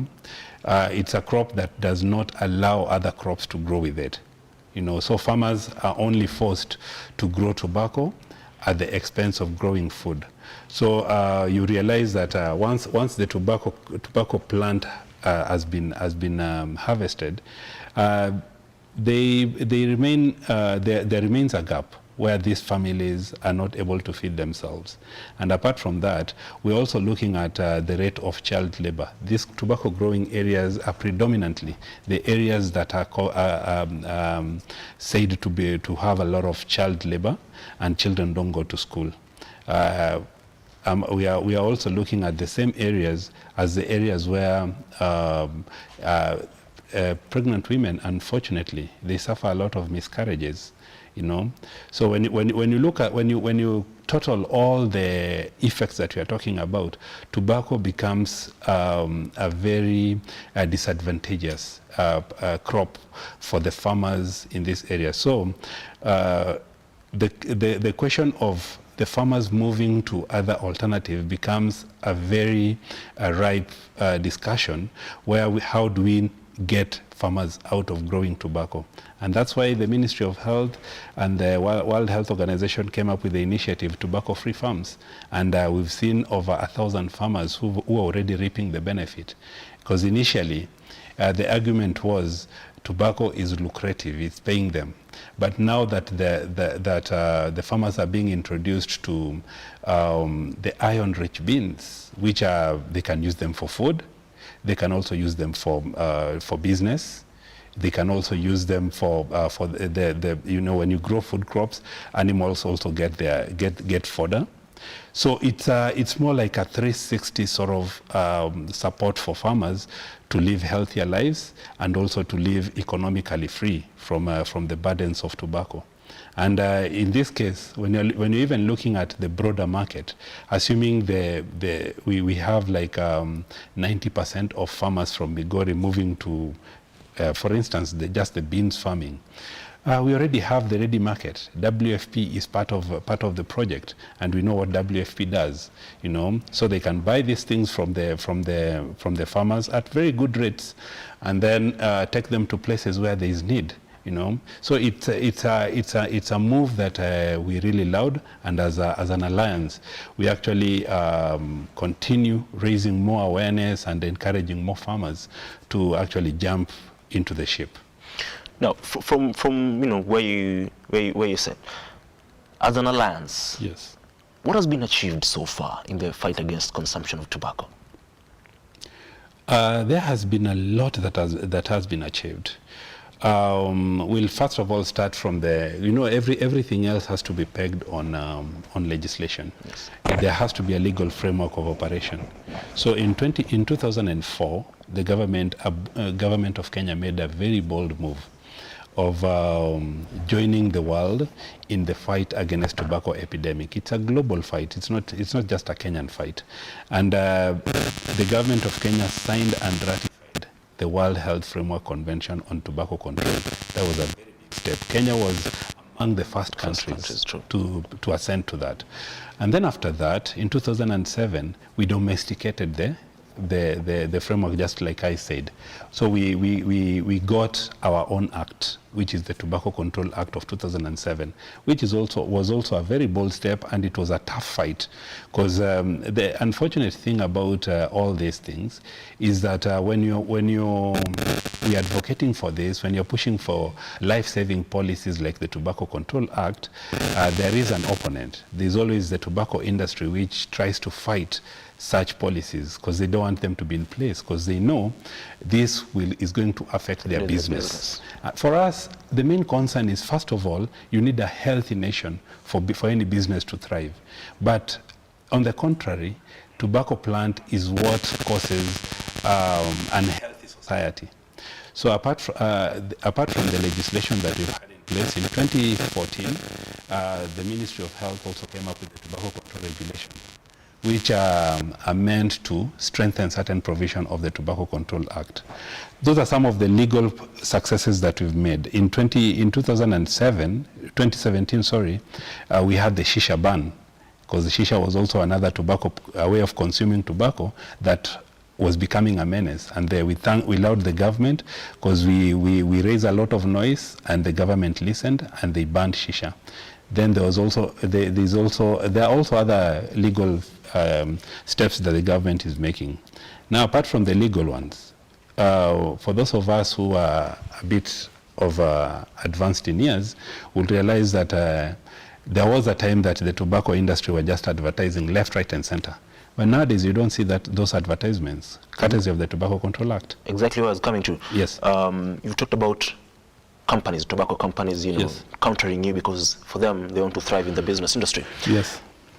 Can we introduce standardized packaging as a way of discouraging consumption of,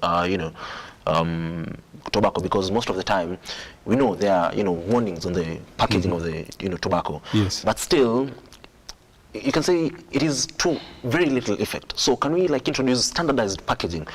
Maybe if you guys, in conjunction with other, maybe the government and other, people in the industry, push for clean packages.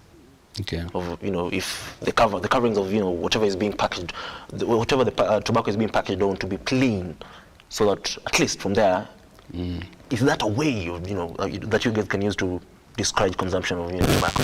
Yeah, that is one way, and I'm even glad that you pointed it out, because it's a direction that the entire world is going to. And I don't believe that Kenya would want to be left behind, because we've started with the pictorial health warnings, because when you look at the cigarette packs, they do have pictures.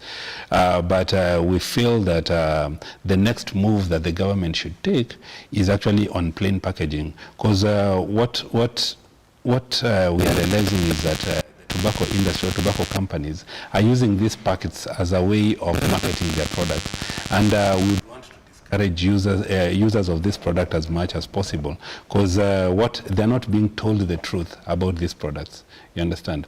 So when we embrace plain packaging, one, it will not be easier for these packaging to be used as marketing tools or as advertisement tools, and it will actually make it easier for users to interact with the information that is there, and actually get in touch with the likely or the possible effects of using these products. So it's a good move, and it's a move that I think as a country we need to move very fast towards. Yeah. Now, finally, as we wrap up this conversation, Mr. Otieno, there are over 6,000 tobacco-related deaths every year, and 8 million globally. Now, according to statistics, 95% of tobacco smokers have tried quitting, but they haven't, quit yet. What are you as an alliance and other, the government and all that, doing to ensure that you can get these guys over the line and, of course, quit tobacco smoking fully? I'm even happier that you've pointed out that there are number of attempts, and we would want to laud the attempts to the kind of awareness that we've been able to raise.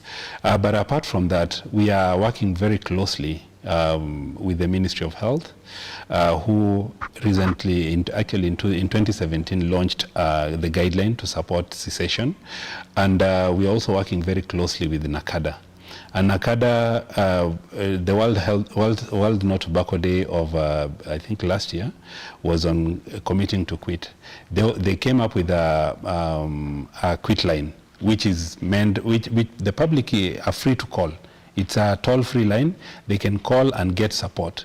Now, apart from that, we are also trying to work very closely with the government to ensure that all public hospitals, we do have cessation counselors and people who are able to support people who want to quit. So for us, we are the fight is still on, and as an alliance, we are trying as much as possible to ensure that all rehabilitation centers, the government entities, have sufficient facilities to support people who want to quit. So we laud the kind of cooperation and working relationship that we have with the government, and we also laud the move that the partnership between government, WHO, and different entities like we are trying to put in place to ensure that people who are trying to quit get a safe landing and they're able to walk the steps to the point where they quit.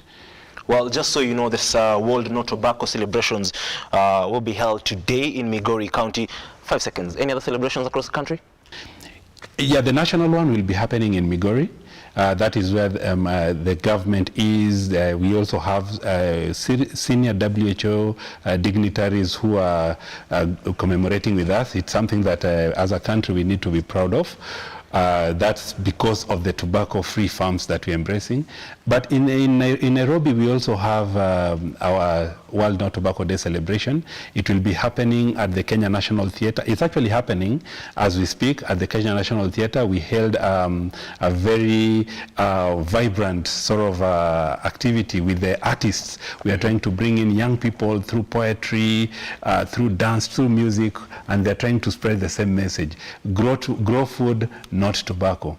And we are happy about that. Thank you very much, Mr. Chengo Otieno, for gracing our show today. And like you've heard it, today's World No Tobacco Day theme is "We need food, not tobacco," like you've said as well. And like you heard from Mr. Otieno, is that the world celebrations will be marked today in the country in Migori County. And that is where, as well, the World Health Organization, in conjunction with the government and groups supporting the discouraging of tobacco consumption in the country, are meeting just to ensure that they can also convince and entice farmers to move away from growing of tobacco to other alternative crops.